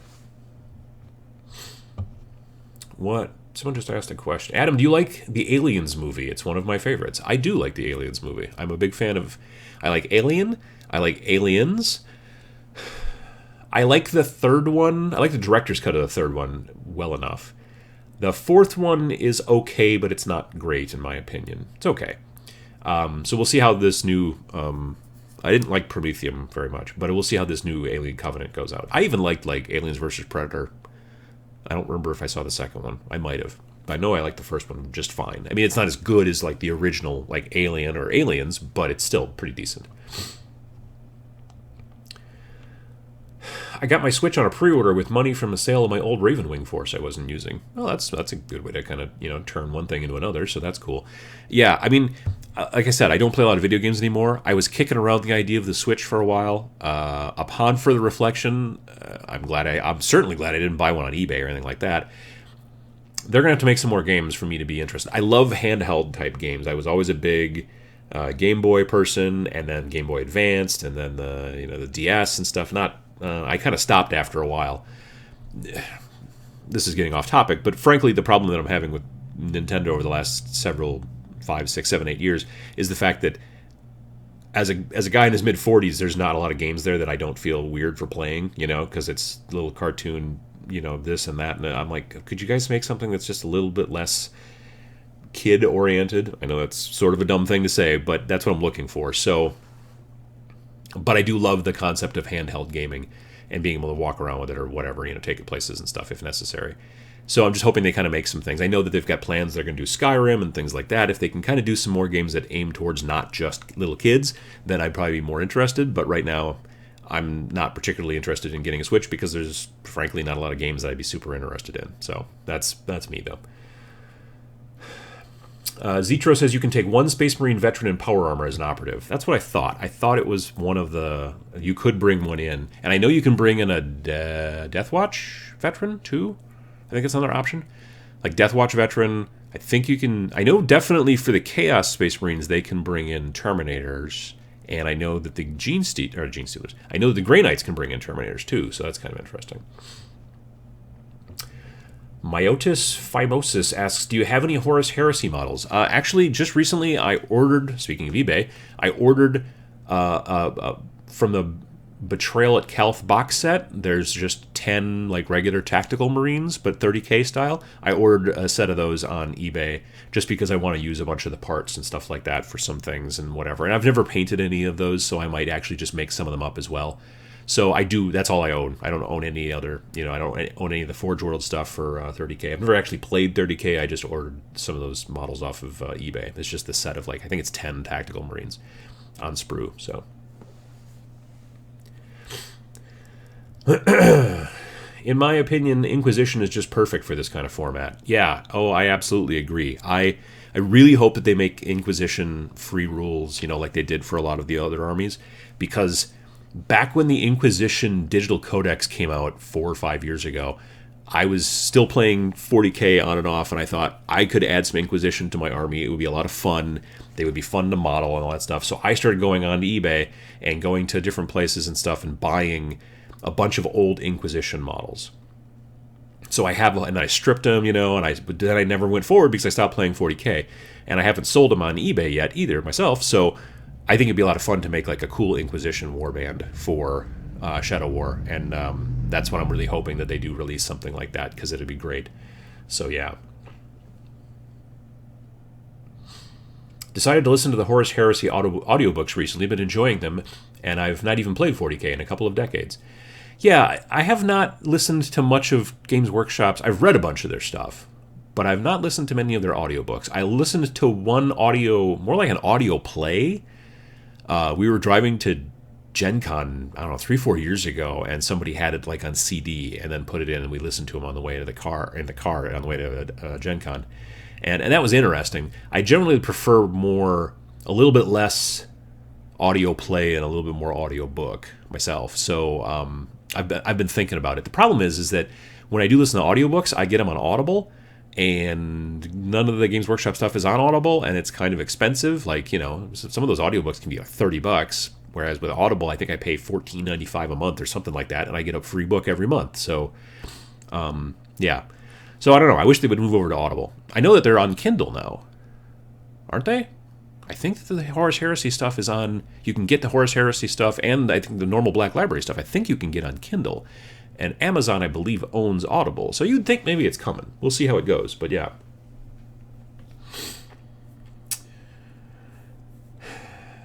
Devin Jones says, you can pretty much spend unlimited time thinking about Prometheus and still find new things that make no sense. I don't disagree. Yeah. Another question, does the Armageddon rules book have the lists for the armies included in the box set? Not really wanting to buy the box set, but we'll see. Yes, it does. It's on the floor. Hang on.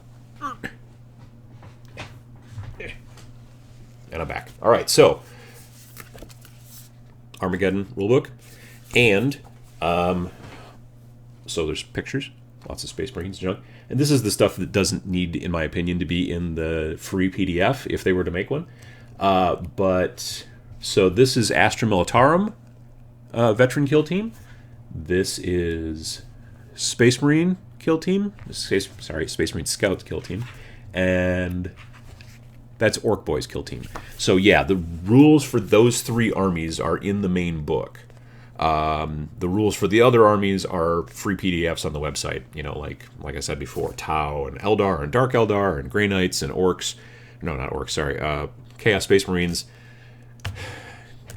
Gene Stealer cults, and more. I can't think of all of them off the top of my head, but they're in that book or in that PDF.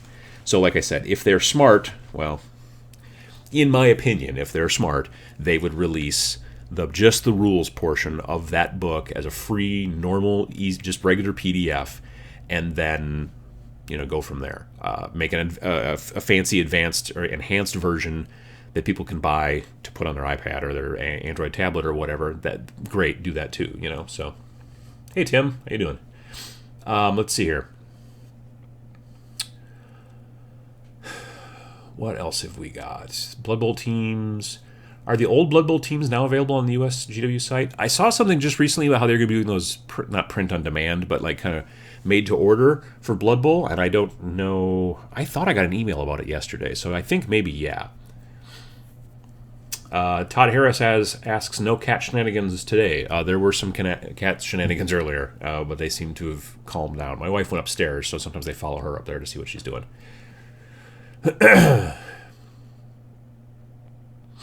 Humble Bundle have a few of the Horus Heresy books and audiobooks on offer. Yeah, I've been hearing about that. I originally, when I first heard about the Humble Bundle, that they had Horus Heresy books in there, it seemed as if they were just the ebooks. But now I've heard that they do have some of the audiobooks in there too, so I may look into that, because actually that would be kind of nice. I like listening to audiobooks while I paint. That or podcasts, frankly. So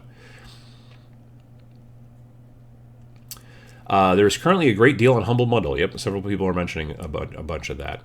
Humble Bundle. Let's see here. PDF and Kindle option are a thing for Horus Heresy, at least with the Humble Bundle offers. Yep. What else have we got? Adam, I'm thinking about moving to painting in sub-assemblies. What do you recommend for holding mounting parts while painting? Also, how do you glue parts after painting without messing up the paint? Well, that's a very good question, VJ Morph. I did an entire video about it, actually, called Painting with Sub-Assemblies. Long story short, the only time I ever paint with sub-assemblies, for the most part, is if, for some reason, I've got an HQ unit that I want to do a really good job on, but that HQ unit is holding like a gun or something in front of them, and I want to get at their chest. On a normal, like this guy here, let me switch back to this camera real quick. So, this guy here, I did not, like, he's just painted vaguely greenish behind the gun where you can't really see it. So this was not painted in sub-assemblies. But if I had like a really super cool HQ guy, I would probably leave the gun off and go from there. Now, that all being said, with my Age of Sigmar guys, my Chaos Warriors, because they have this huge tower shield thing, I knew it was going to be really hard, and it was going to be very difficult, and it was going to annoy me if I couldn't paint behind that huge tower shield. The trick is that huge tower shield was very easy to glue in later. Trying to get bolters glued onto the guy's hands after he's been painted is, in my opinion, kind of a giant pain in the rear. Other people think differently, and they always paint that way, where they have the guns off. Whatever, that's fine. So the way you do it is, for me at least, I generally drill a hole into the little thing that I'm going to be having separate, and then I take a toothpick, aka cocktail stick, and I glue it pointing into that hole. So I've drilled a little hole into, let's say this is a shield, and maybe this is the part, the little ball that glues to the body. You know, let's say on a Chaos Warrior, I drill into that. I glue a cocktail stick / toothpick into it with CA glue. Let it dry. Then I take a little tiny bit of poster putty and I put it around where the stick goes into the plastic. That is to protect the plastic so it doesn't get paint on it, because if you paint the entire thing and then glue paint to paint, it will come off very easily. But if you don't paint the part where the glues are going to touch, then the glues stay a lot easier. So I do that on the shields. And then I just take like a piece of white styrofoam and I just use the toothpicks and I stick the shields into the white styrofoam so I can pull them out, be working on one, set it down, pick up the next one, that kind of thing. As far as the body itself, where the shield would go into, I just put a little blob of, again, poster putty into that socket where the shield would go into, so that, again, paint doesn't get on it. Then I paint the models, I do all that stuff, everything's done. Then I don't bother to try to pull out the toothpick, I just clip off the end. Like, there's just a point going into the hole, I just take my straight clippers and I just clip that off, maybe smooth it a little, or, rough it up a little bit with sandpaper or something like that, which is always a good idea on any surface you're going to glue if you want to rough it up a bit. And then I just glue the painted shields into the painted body and just make sure that the two parts that are touching each other are not, paint on paint, and then you're pretty much set. But like I said, I take a little bit more time and talk a little bit about it, show some pictures and stuff like that in the video I did, which I think is just called Painting with Subassemblies. But I would take a look in the videos and you can find more information there. Michelle says, "Hey Adam, have you ever been to PrairieCon in Brandon, Manitoba?" No, I have not. I've never left the country, so I've never been to Manitoba. I would like to go and travel a little bit as I'm getting older, but for now I don't know. I'm not a big fan of travel, but I would like to eventually start to go someplace where I would need a passport. You know what I mean? So, but yeah, no, I've never been to that convention. I've been to conventions outside of Wisconsin, but there's a lot of conventions inside Wisconsin too, so I don't necessarily have to as much.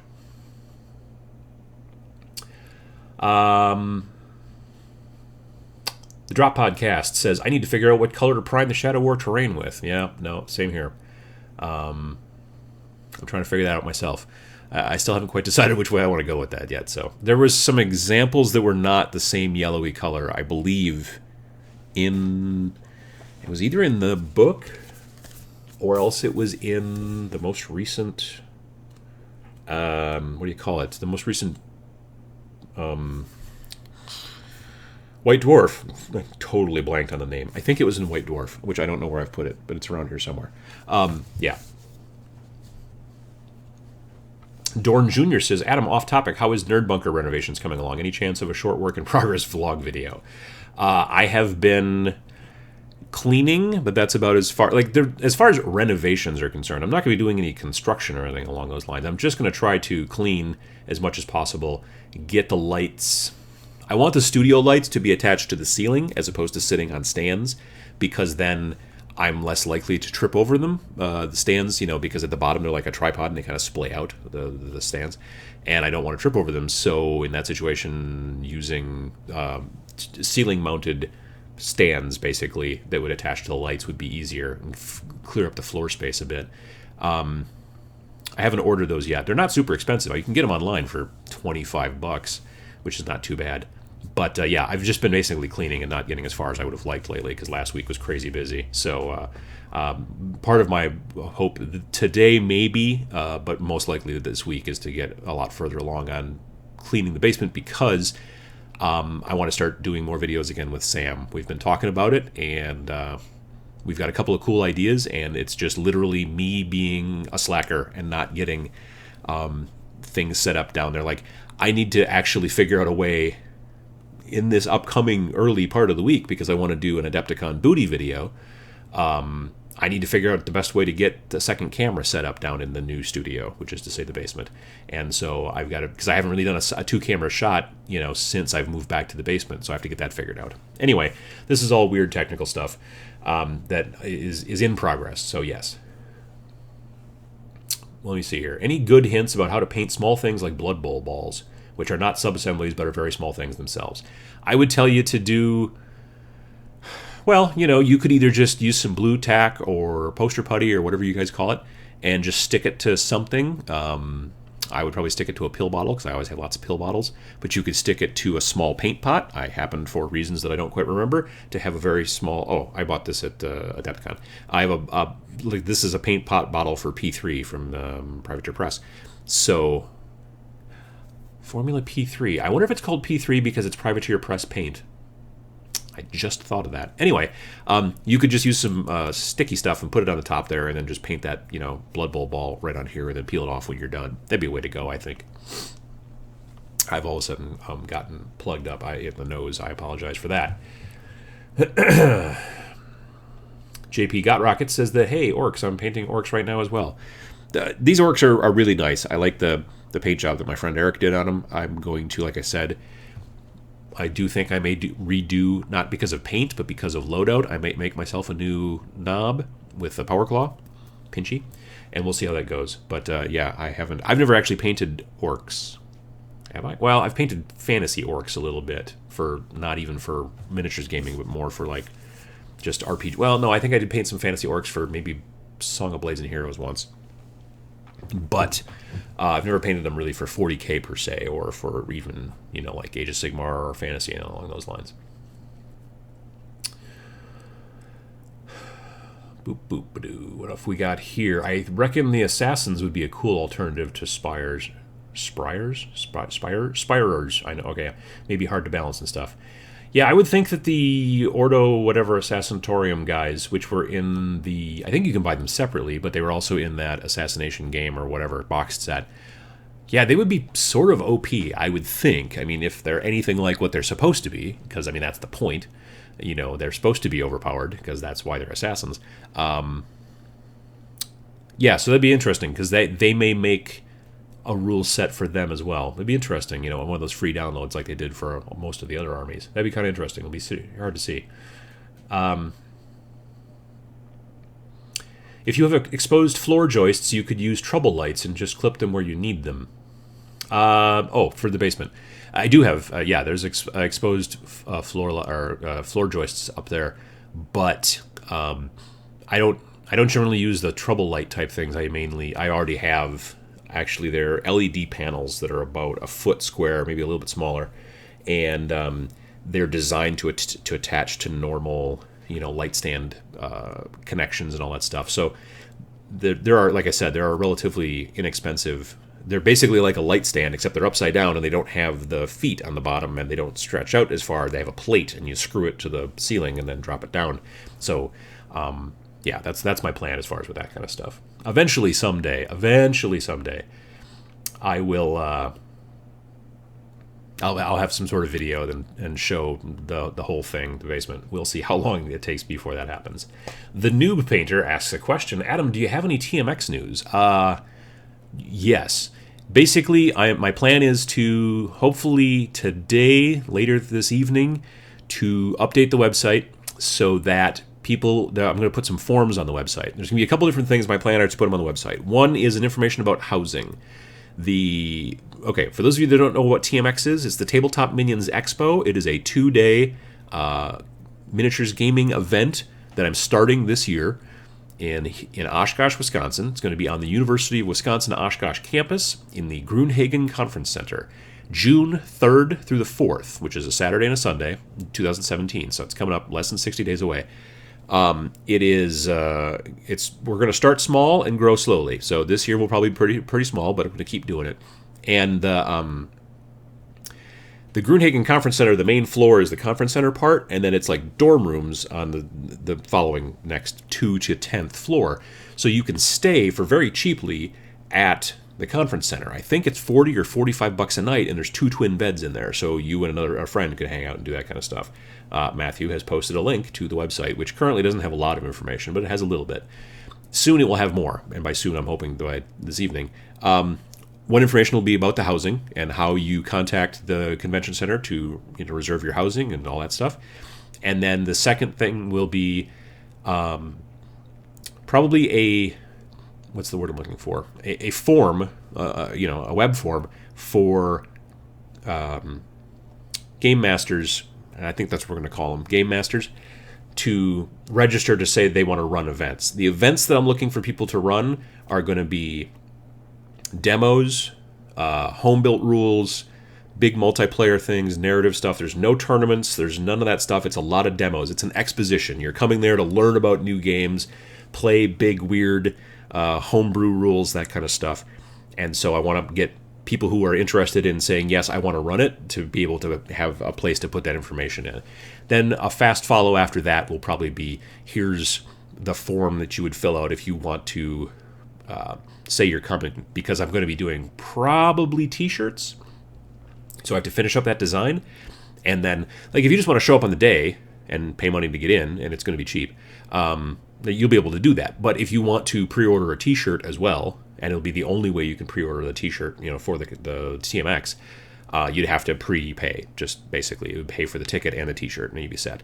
So anyway, that's going to go up soon. Not today soon, but the other two parts, the housing and the GM stuff, will show up there soon. Today, hopefully, this evening. All right, let me see here. What else have we got?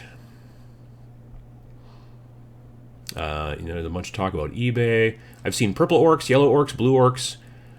Your minis, your paint, do it how you wish. Yeah, absolutely. I mean, I kind of like green orcs just because then you can frequently do their armor in more of a red, and then you've got a nice kind of complementary color sort of contrast going on there. But, yeah, blue orcs would be kind of cool too. Then you would kind of go with maybe a more orangey sort of armor. That might be kind of interesting. What else have we got? Why do you think that GW dropped Highborns as a faction for Age of Sigmar? Can't find Highborn minis anywhere. I think that they were just trying to sort of narrow down... well, first of all, question number one. I'm assuming by Highborns you mean like High Elves? That's my fault for not knowing exactly what a Highborn is. If it is, then I think it's because they have a bunch of different elves and they want to sort of narrow that specific kind of... they used to have Wood Elves, High Elves... there's like a couple different types of elves, if I remember correctly, plus the Sylvaneth and all that stuff, and I think they're trying to narrow some of these things down. Yet then they bring in, new types of dwarves. Yeah, I have no idea why they do it, frankly. I'm terrible with... I don't know why they do that.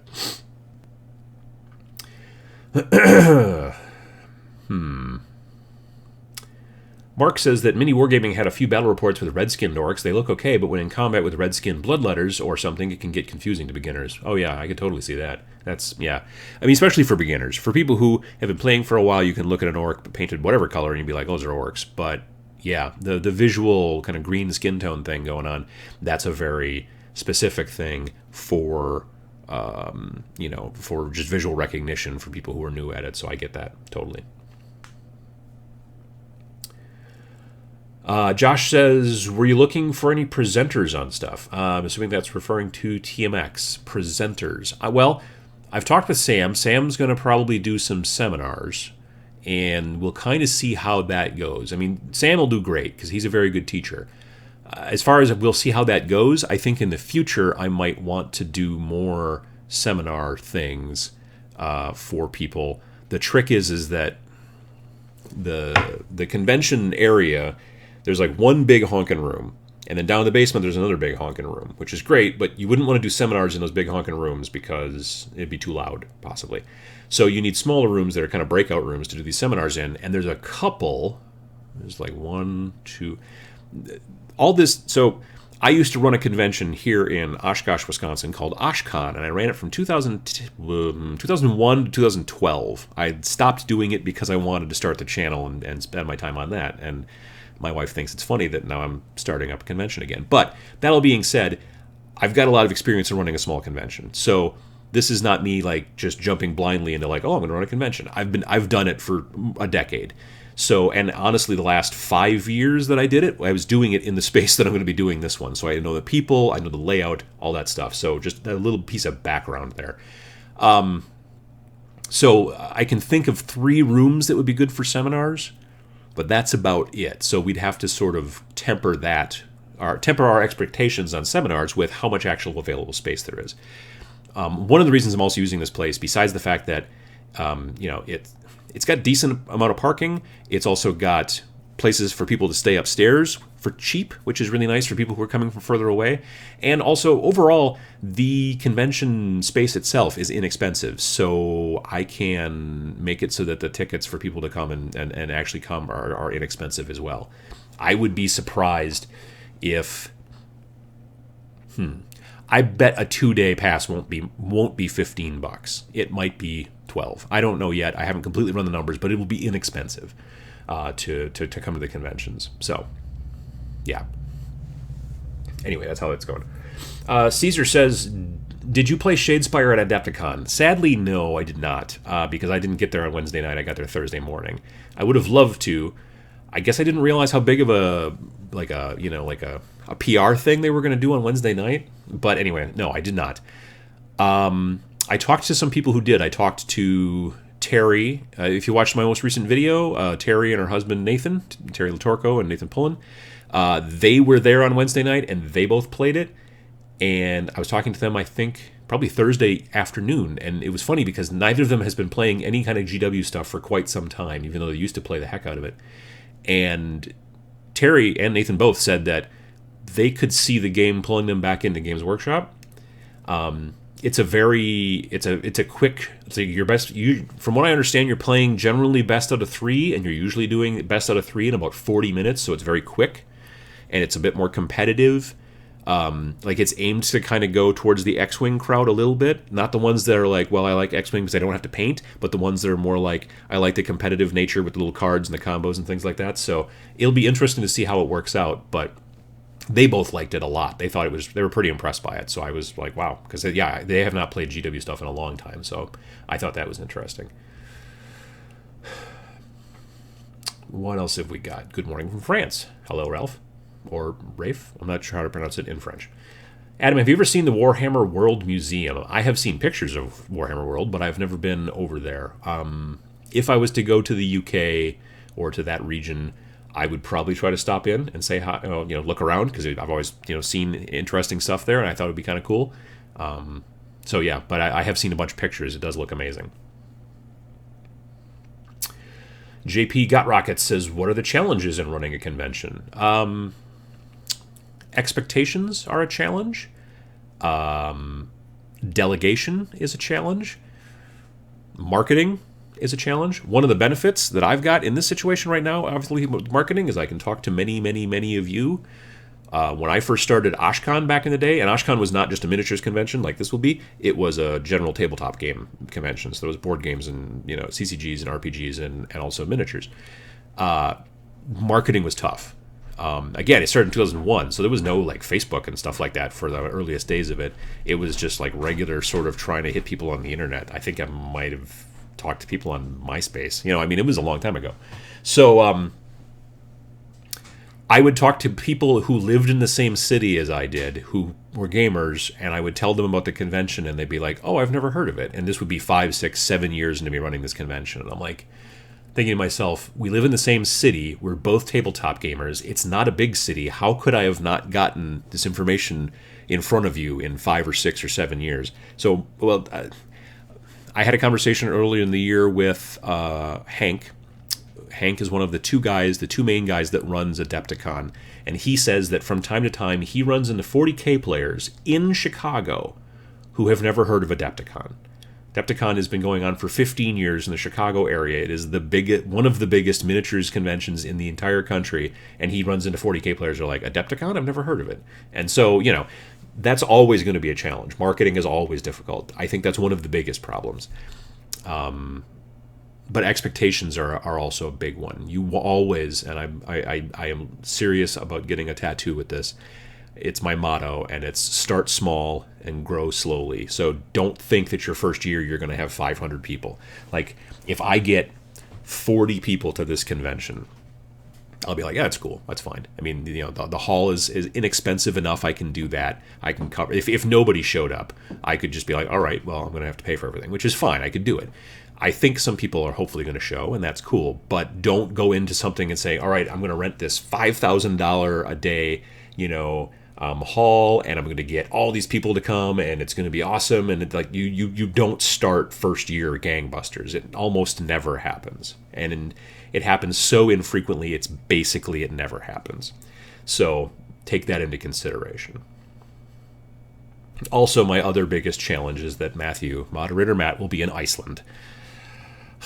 So anyway, yeah, but it'll be fine. Yeah. Convention space is difficult. Trying to find the right space is difficult. I'm very lucky in that this is an inexpensive convention space. It's not huge by any stretch of the imagination. When I was running OshCon back in the day, we maxed out at about 250 people, so it's nowhere like Gen Con, or it's nowhere even like Adepticon. It's nowhere even like Fire and Ice, which was a convention I went to back in late February. It's small, and it's going to probably have to be small. And it'll be small for some time. Maybe in 10 years, I'll be looking back and being like, wow, TM Extra is huge now. Maybe, but I'm fine if it doesn't, honestly. It's not why I'm doing it. So, Martin says, greetings from Argentina. Excellent live show. Well, thank you very much.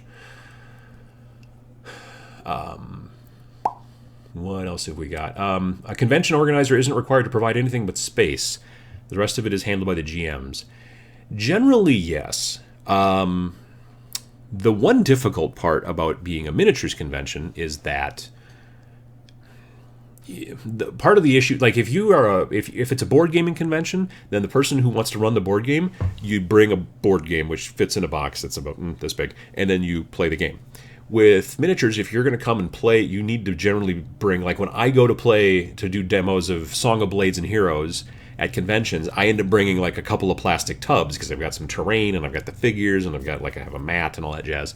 So as a GM for a miniatures type game, you end up bringing a little bit more. But one of the upsides, because we're not doing any tournaments, is that one of the worst parts probably of running something like Adepticon is you have to have hundreds and hundreds of tables of terrain.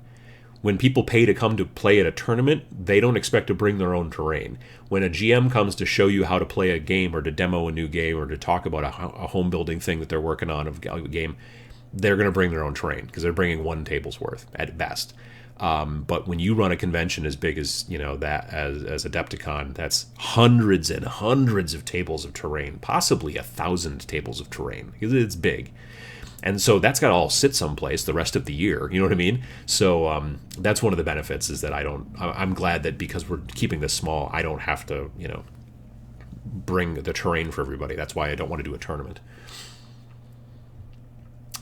Ralph says, what's your preferred method of painting? Individual minis or batch painting? What keeps your interest until you paint in the unit that you paint? I'm a batch painter more often than not. I am almost never only painting one model. Even if the models aren't related to each other, I will be, I'll work on one, and then I'll let him to dry, and then I'll start working on another one, and I'll let that one to dry, and then I'll work on another one, and then maybe I'm working on 3, and then I go back to the first one, and hopefully by that point that part is dry, unless it was like a really thick wash. Right now down in the basement, I am painting 6 cultists, and so there's 5 of them on a paint stick, those things that you stir the paint with that you get for free at the hardware store, and they're stuck on with poster putty. So there's 5 of them on one of those sticks, and then there's a 6th one who's on a pill bottle because he didn't fit on the stick. So that's generally how I have a tendency to do stuff, is batch painting. Even, like I said, if they're not the same types of models, or one's for one game, one's for another, I still don't usually do one at a time. At some point I will. I want to do a display piece at some point, and then at that point it will be focusing on just one piece and trying to do it as best as I can.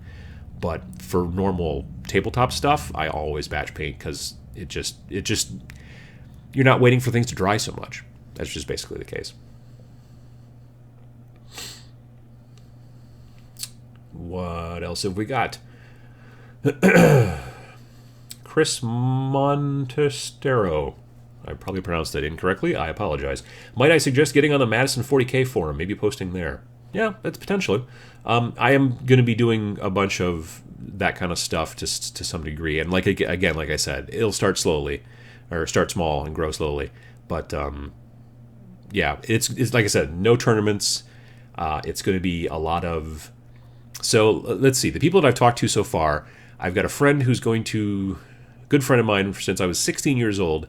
He is going to run the copy of Space Hulk that was the first time that I ever played a Games Workshop thing, or almost anything miniatures related, other than I did play some BattleTech a little bit around the same time. But he's going to run that copy, which I helped him paint years later, actually, because when we played it, it was unpainted. He says he's going to run that. He's also going to run a game called Silent Death, which is a space combat game made by Iron Crown Enterprises back in the day. He and I used to demo for Iron Crown Enterprises, like at Gen Con and places like that. So he's going to run that as well. There's some guys down near Racine/Kenosha, maybe more Kenosha, which are known as the Southeast Wisconsin Battle Badgers, and they're going to run some Flames of War. They're like a demo team, and they do a bunch of stuff. Probably Flames of War, maybe some Malifaux demos, and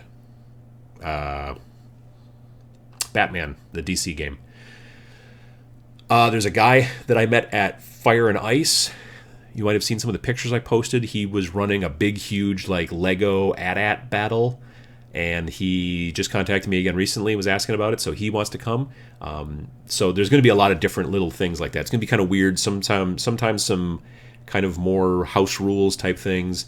I've got another guy who's going to be running a modified version of Sails of Glory, where he mixes Sails of Glory with a couple other little things and different ships, and so that'll be kind of fun. So it's going to be just stuff like that. You're going to come and basically just play games. I don't know that anyone's going to need to bring their own models. I mean, I suppose some GM might be like, if you want to bring your own models to play in this game, bring 3 fantasy models, and then, that kind of stuff I don't think you'll have to bring, like, your stuff. Eventually, once we kind of get the scale of it and kind of figure things out, we may have some open gaming tables so that you could bring stuff and play. I don't know much about terrain in that situation and how that's going to be handled, but that's kind of where we're looking at it right now, so we will see how it goes.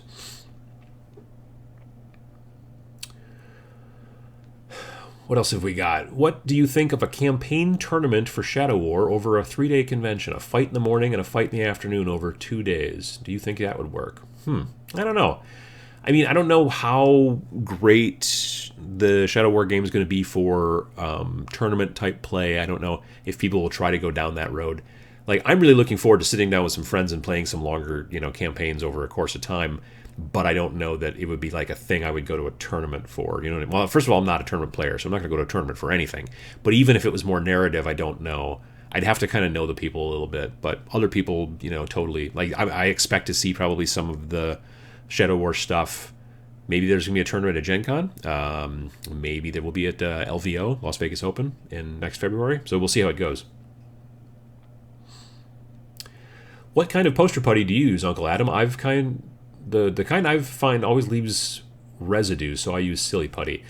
I use silly putty from time to time for masking, but not for sticking stuff to stuff, because it's not great for that. It's better for masking. The silly putty, or this poster putty that I use is called, I believe, Simply Tacky, which is a terrible pun, but it comes from Hobby Lobby. Yeah, it's just like the Hobby Lobby brand. It's like $2 or $3 for a thing. Otherwise, I hear a lot of people talk about Blue Tack, which I think is a brand name maybe from Loctite, and it seems to be popular. I think it's a little more popular over in the UK, but yeah, those are the things. Steve Krebs says, want to run Buffy using Ganesha Games Fear and Faith. Any suggestions for a source of minis? Gosh, I got a friend who's run some Fear and Faith stuff, but mostly with zombies. Actually, he's thinking about running some stuff at TMX. It's my second cousin, Lee. Hasselfriesian, they would probably be a good place to look for those types of minis. I want to say that they make a line of knockoff Firefly minis, so they probably make some Buffy ones too. I think it's hassle-free. I could be wrong though, but I think that's one place to look.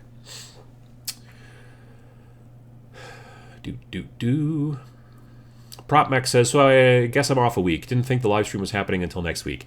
Yeah, last week was out of order because I was at Adepticon the week before when it was supposed to happen, and then there was bad internet. So as a catch-up, I did last week, and then this is actually back on normal time.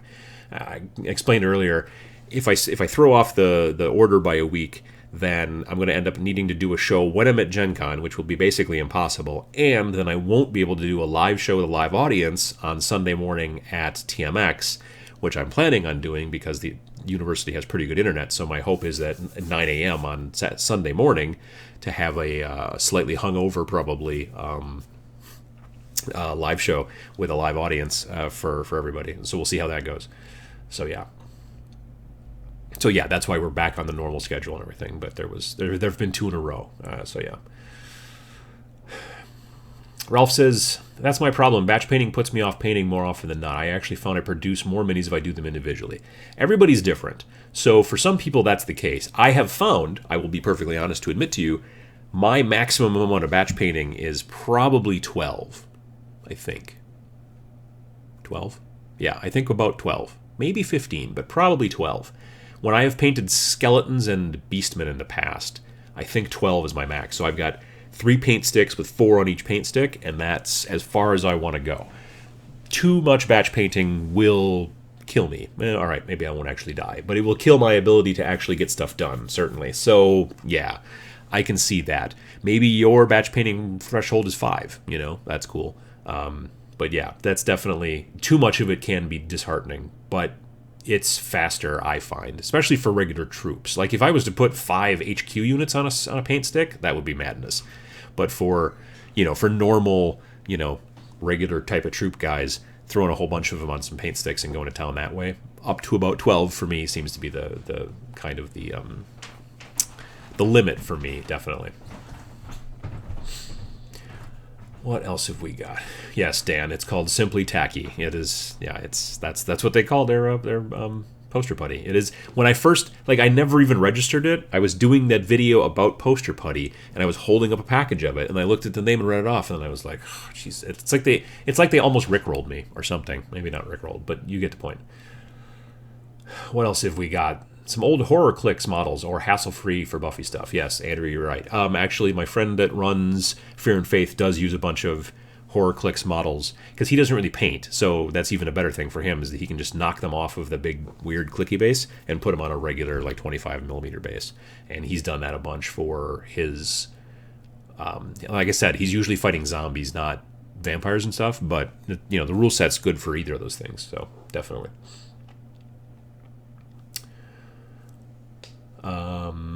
What else have we got? I can't include the link, but do a Google search. Both a YouTube video review and a blog review pop up. I'm not quite sure what we're talking about there. Hey, Adam, I'm painting some Chaos Warriors, and I was wondering if you had any tips for making them look nurgly or gross.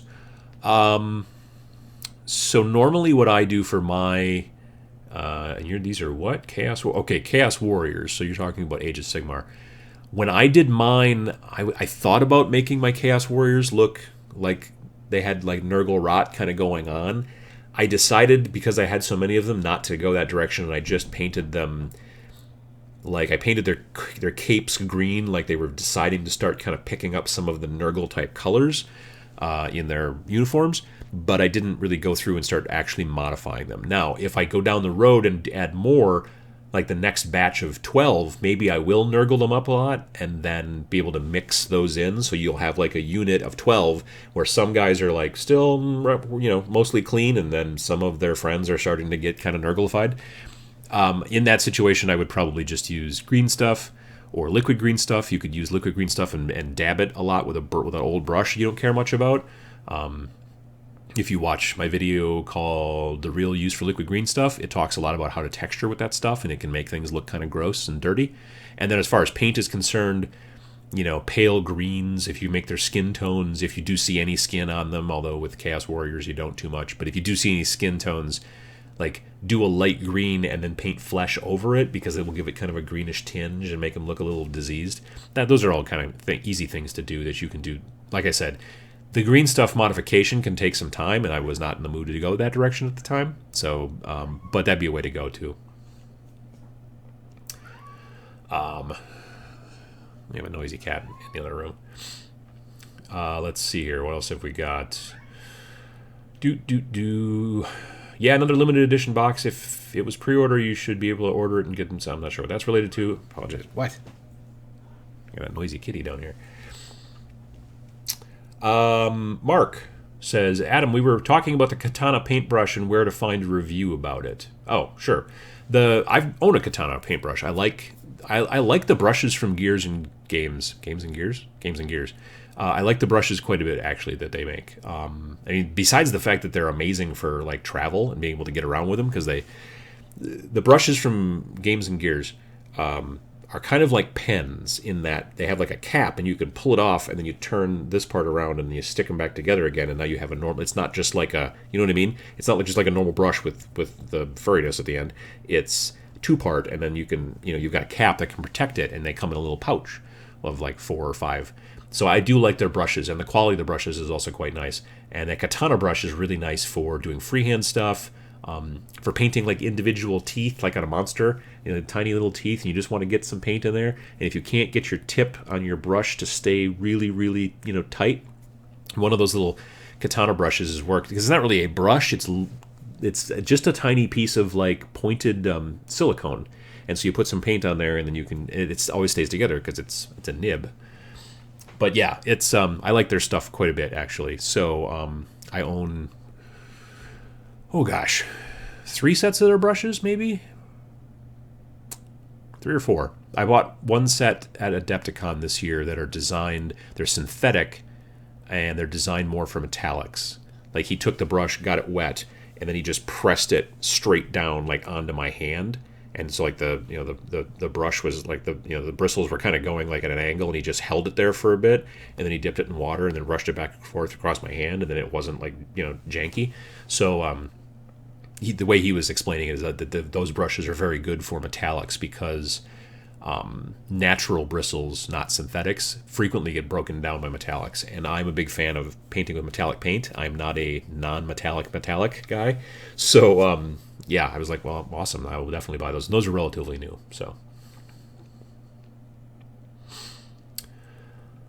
what else have we got? For TMX, any thoughts about miniature-based board games like Blood Rage or Zombicide? Or do you want TMX mostly for tabletop war games like Warhammer or Malifaux? Like if a person was going to run Blood Rage or Zombicide, if they were going to run I think with Zombicide you can put multiple maps together. Like if it was a big multiplayer game, that'd be awesome, especially if it was painted. Blood Rage is kind of a smaller game, but definitely like something like Zombicide I could totally see. Especially like I said, like I watched a big game of Zombicide when I was at Valhalla this past October. They were running it on a pool table, and they'd set several sets together, and there was probably 8 people playing, and they were having a great time. So something like that, big multiplayer games, definitely what we're looking for. Blood Rage I don't know a ton about, but I don't think it's designed to be, I don't know if you can add on a whole bunch to it, but again, it would be really great if they were painted, but they don't have to be, I guess, but it would be great if they were. So yeah, that's kind of where we're at. What else have we got here? Let's see the cats. Well, now they've escaped, and I'm not yet there. Yeah. Adam, are you a fan of really random armies, squig hoppers, and fanatics? Sometimes. Like, I guess I've never run any really random armies. I was gonna run, like I said, like an Inquisition group. I was gonna add, I think in the Inquisition there were like psychers that you could make, and if you had a whole bunch of psychers, they could do like a seriously powerful attack the more you had in your group. And so I didn't want to use the normal Imperial Psychers because there's only like 2 models, but I wanted to have 10 of them, so they would all look like, it would be like 5 of one pose and 5 of the other, which would look weird, and I didn't want to convert them, so I bought Bretonnian or Empire, I forget which, Flagellants, I believe they're called, and I started modifying them so they just looked like crazy guys in robes and not so much like the Flagellants, and so that they would work well in 40k. And then I never got that really finished, and then stopped playing 40k. But there's still a box down in the basement that's got a bunch, like half, maybe 5 of them built, and so they were sort of fun. Like basically, because almost all of them are carrying some sort of like a pitchfork or a flail or something like that, and I didn't want them to do that. I just wanted them to be like, crazy looking, because they all look crazy, but they're also carrying weapons. So what I did was I cut off the hands, and then I glued on hands from a different set. I want to say I glued on ghoul hands from Mantic, so they fit real nice, and it just looked like a bunch of crazy guys going blah. And so that was going to be my psychers, my 10 psychers. I think when you have 10 of them, you could do a strength 10 like AP2, like psychic blast or something crazy like that. I'm like, oh, this will be a good idea. I'll use this for my inquisitorial force, and then, well, the best laid plans. What else have we got here? Did my first small YouTube video series about the complete process from unboxing to the finished model of Infinity Orc Trooper. Check out my channel if you're interested. Well, that's cool. I've not really played any Infinity. Well, I take that back. I've played 2 demos of Infinity. I have not built... I've built 1 Infinity model. I've got other Infinity models. I'm just not building them. I know people that are playing, like Sam's getting into it, and a bunch of other guys locally are doing it, and that's great. It's just...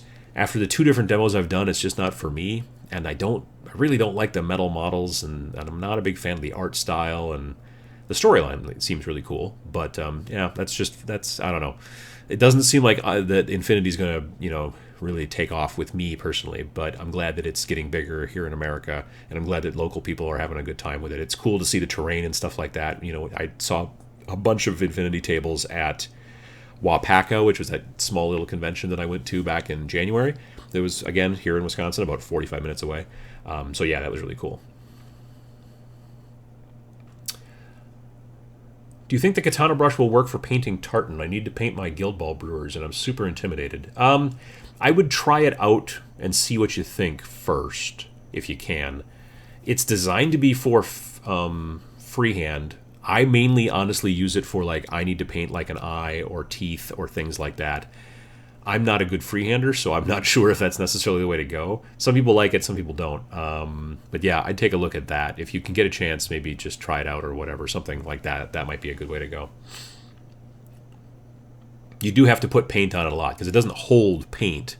It doesn't have like a reservoir, like a normal bristle on the inside. That's where the paint is, and then as you draw it, it gets pulled out by, I don't know, let's say capillary action or something. I'm no physicist. But the katana, the paint is on the surface, so you have to constantly put a little bit more in there, a little bit more in there, and that kind of stuff. So it's maybe not great for like doing long lines, obviously, which you would probably want long lines for doing your tartan. Yeah, but for doing like dots and like I said, teeth and eyes and things like that, I have had good luck with it, and I enjoy it. Sebastian says, I love Mercs as a skirmish game and would love to see it at TMX, but Armageddon may get me actually to get onto the GW train. Yeah, Mercs is cool, and I like the guys quite a bit. They had a bunch of trouble getting their 2nd edition rules out. Like, it was trapped on a boat or something from China for a really long time, and so that was a bummer. But it is a cool setup. Their models, some of their models as metal models, and now they've moved to plastics, but back in the old days, some of their metal models had that same sort of problem that I have with Infinity, where there's lots of little parts. But there were other ones, like the Russian team, like the USCR. The USCR, most of those models were one piece. There was like a couple of them that were 2-piece, but most of them were just big, chunky, thick dudes, which was cool.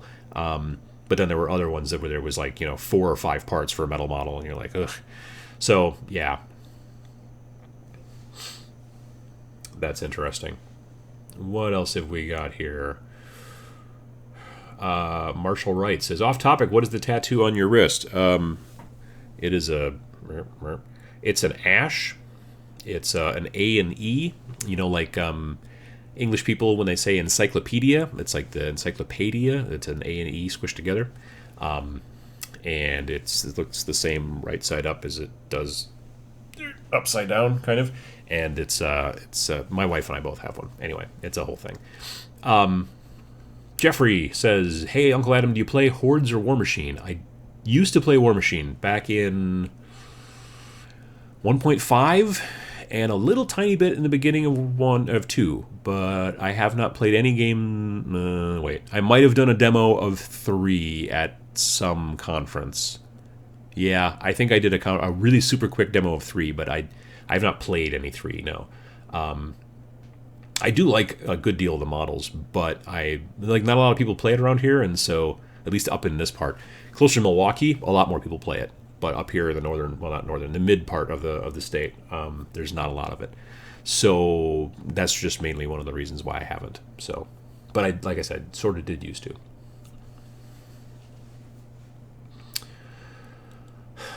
Standard Left says, do you think there's any cultural differences between UK wargamers and US wargamers? Yeah, I would say so. I mean, there's just cultural differences between the US and the UK. I know that in the UK there's a lot more wargaming clubs, And in the United States, most of the wargaming that happens either happens at home or, although there's a lot that happens at home in the UK, I'm sure. But for people, if you're leaving the house, most people in the UK are going to a club, and from what I understand, and most people here in the United States are going to a store. So that's a big difference. I had years ago, 3-4 years ago, I was at Gen Con. We were staying at a hotel that had a great continental breakfast down in the lobby. So I was down in the lobby having my continental breakfast before going back to the convention hall that morning. And the place was full because, gamers love breakfast. And a guy came, I had a table, and a guy came over and said, "Hey, is anyone sitting here? Can I?" I said, "Sure."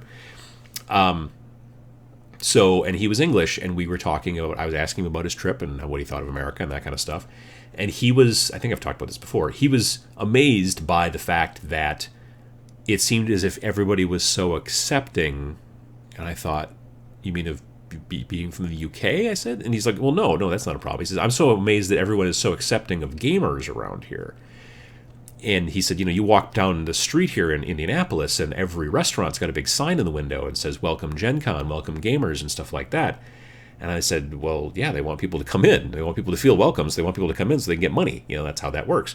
And he says, "Yeah, that's not how they do it over in the UK." And I thought that was very interesting. Like, at some point, I went to the Indianapolis Colts Bar and Grill. So the Indianapolis Colts are a football team. They're Indianapolis's team. So there was this big fancy place called the Indianapolis Colts Bar and Grill that was in the bottom of the hotel we were staying in. And it's a sports place. I walked in, and there were photos all over the walls of old, pictures of the Colts and all this stuff and coaches and all this. And it was but while I was there during Gen Con, they had giant Wizards of the Coast Magic the Gathering like window clings in all of the windows. All of the waiters and waitresses were wearing these t-shirts that were like superhero t-shirts. That had like Batman symbol or Superman symbol, and they had capes built into them. And on all of the TVs, which would normally be running probably sports, they were all running The Hobbit, like the movie with Martin Freeman and all that. Because it was during Gen Con, and they were trying to, play to the audience, and I get that. But from what he had said, the guy I was having breakfast with that morning, he said that you would not see that in the UK. And it seems that the conventions over there are very different too. Like Salute, if I remember correctly, Salute is only a one-day convention. And it's a bunch of demos and then a bunch of places to buy things, and that's pretty much it. Whereas Adepticon is 4 days and a lot of tournaments and all kinds of stuff, lots and lots of demos and things like that. And so I think it's just a different... I don't know. I think it's interesting to me the way the difference is, and I don't understand. Maybe some of you from the UK would be able to... I just noticed that Matthew has put up a Wikipedia post about breakfast, for those of you that were unclear on what breakfast is. Where was it going? Oh, yeah. So maybe you guys from the UK can explain to me why that's so different, why the difference is. However, you may have to explain it to me next time, because it is currently past 11. So I want to thank everybody for coming to the show today. I always enjoy all the talk. Someone just said brunch, and it is creeping up on lunchtime, so I'm going to have to do that soon too. But so we're back in the normal schedule. We'll see you again in 2 weeks, and we'll see what we talk about. I hope that those of you that are interested in Shadow War Armageddon were able to get your copies. I know that some people got theirs during the show because it was a Sunday delivery, so that's awesome. But and I hope that people start posting some stuff on the Tabletop Minions Paint Showcase Club on Facebook about their kill teams. I guess they're called kill teams now, not war bands, but kill teams here in the game in Shadow War Armageddon. So anyway, thanks again to everybody, and I appreciate everybody coming out, and we'll see you next time.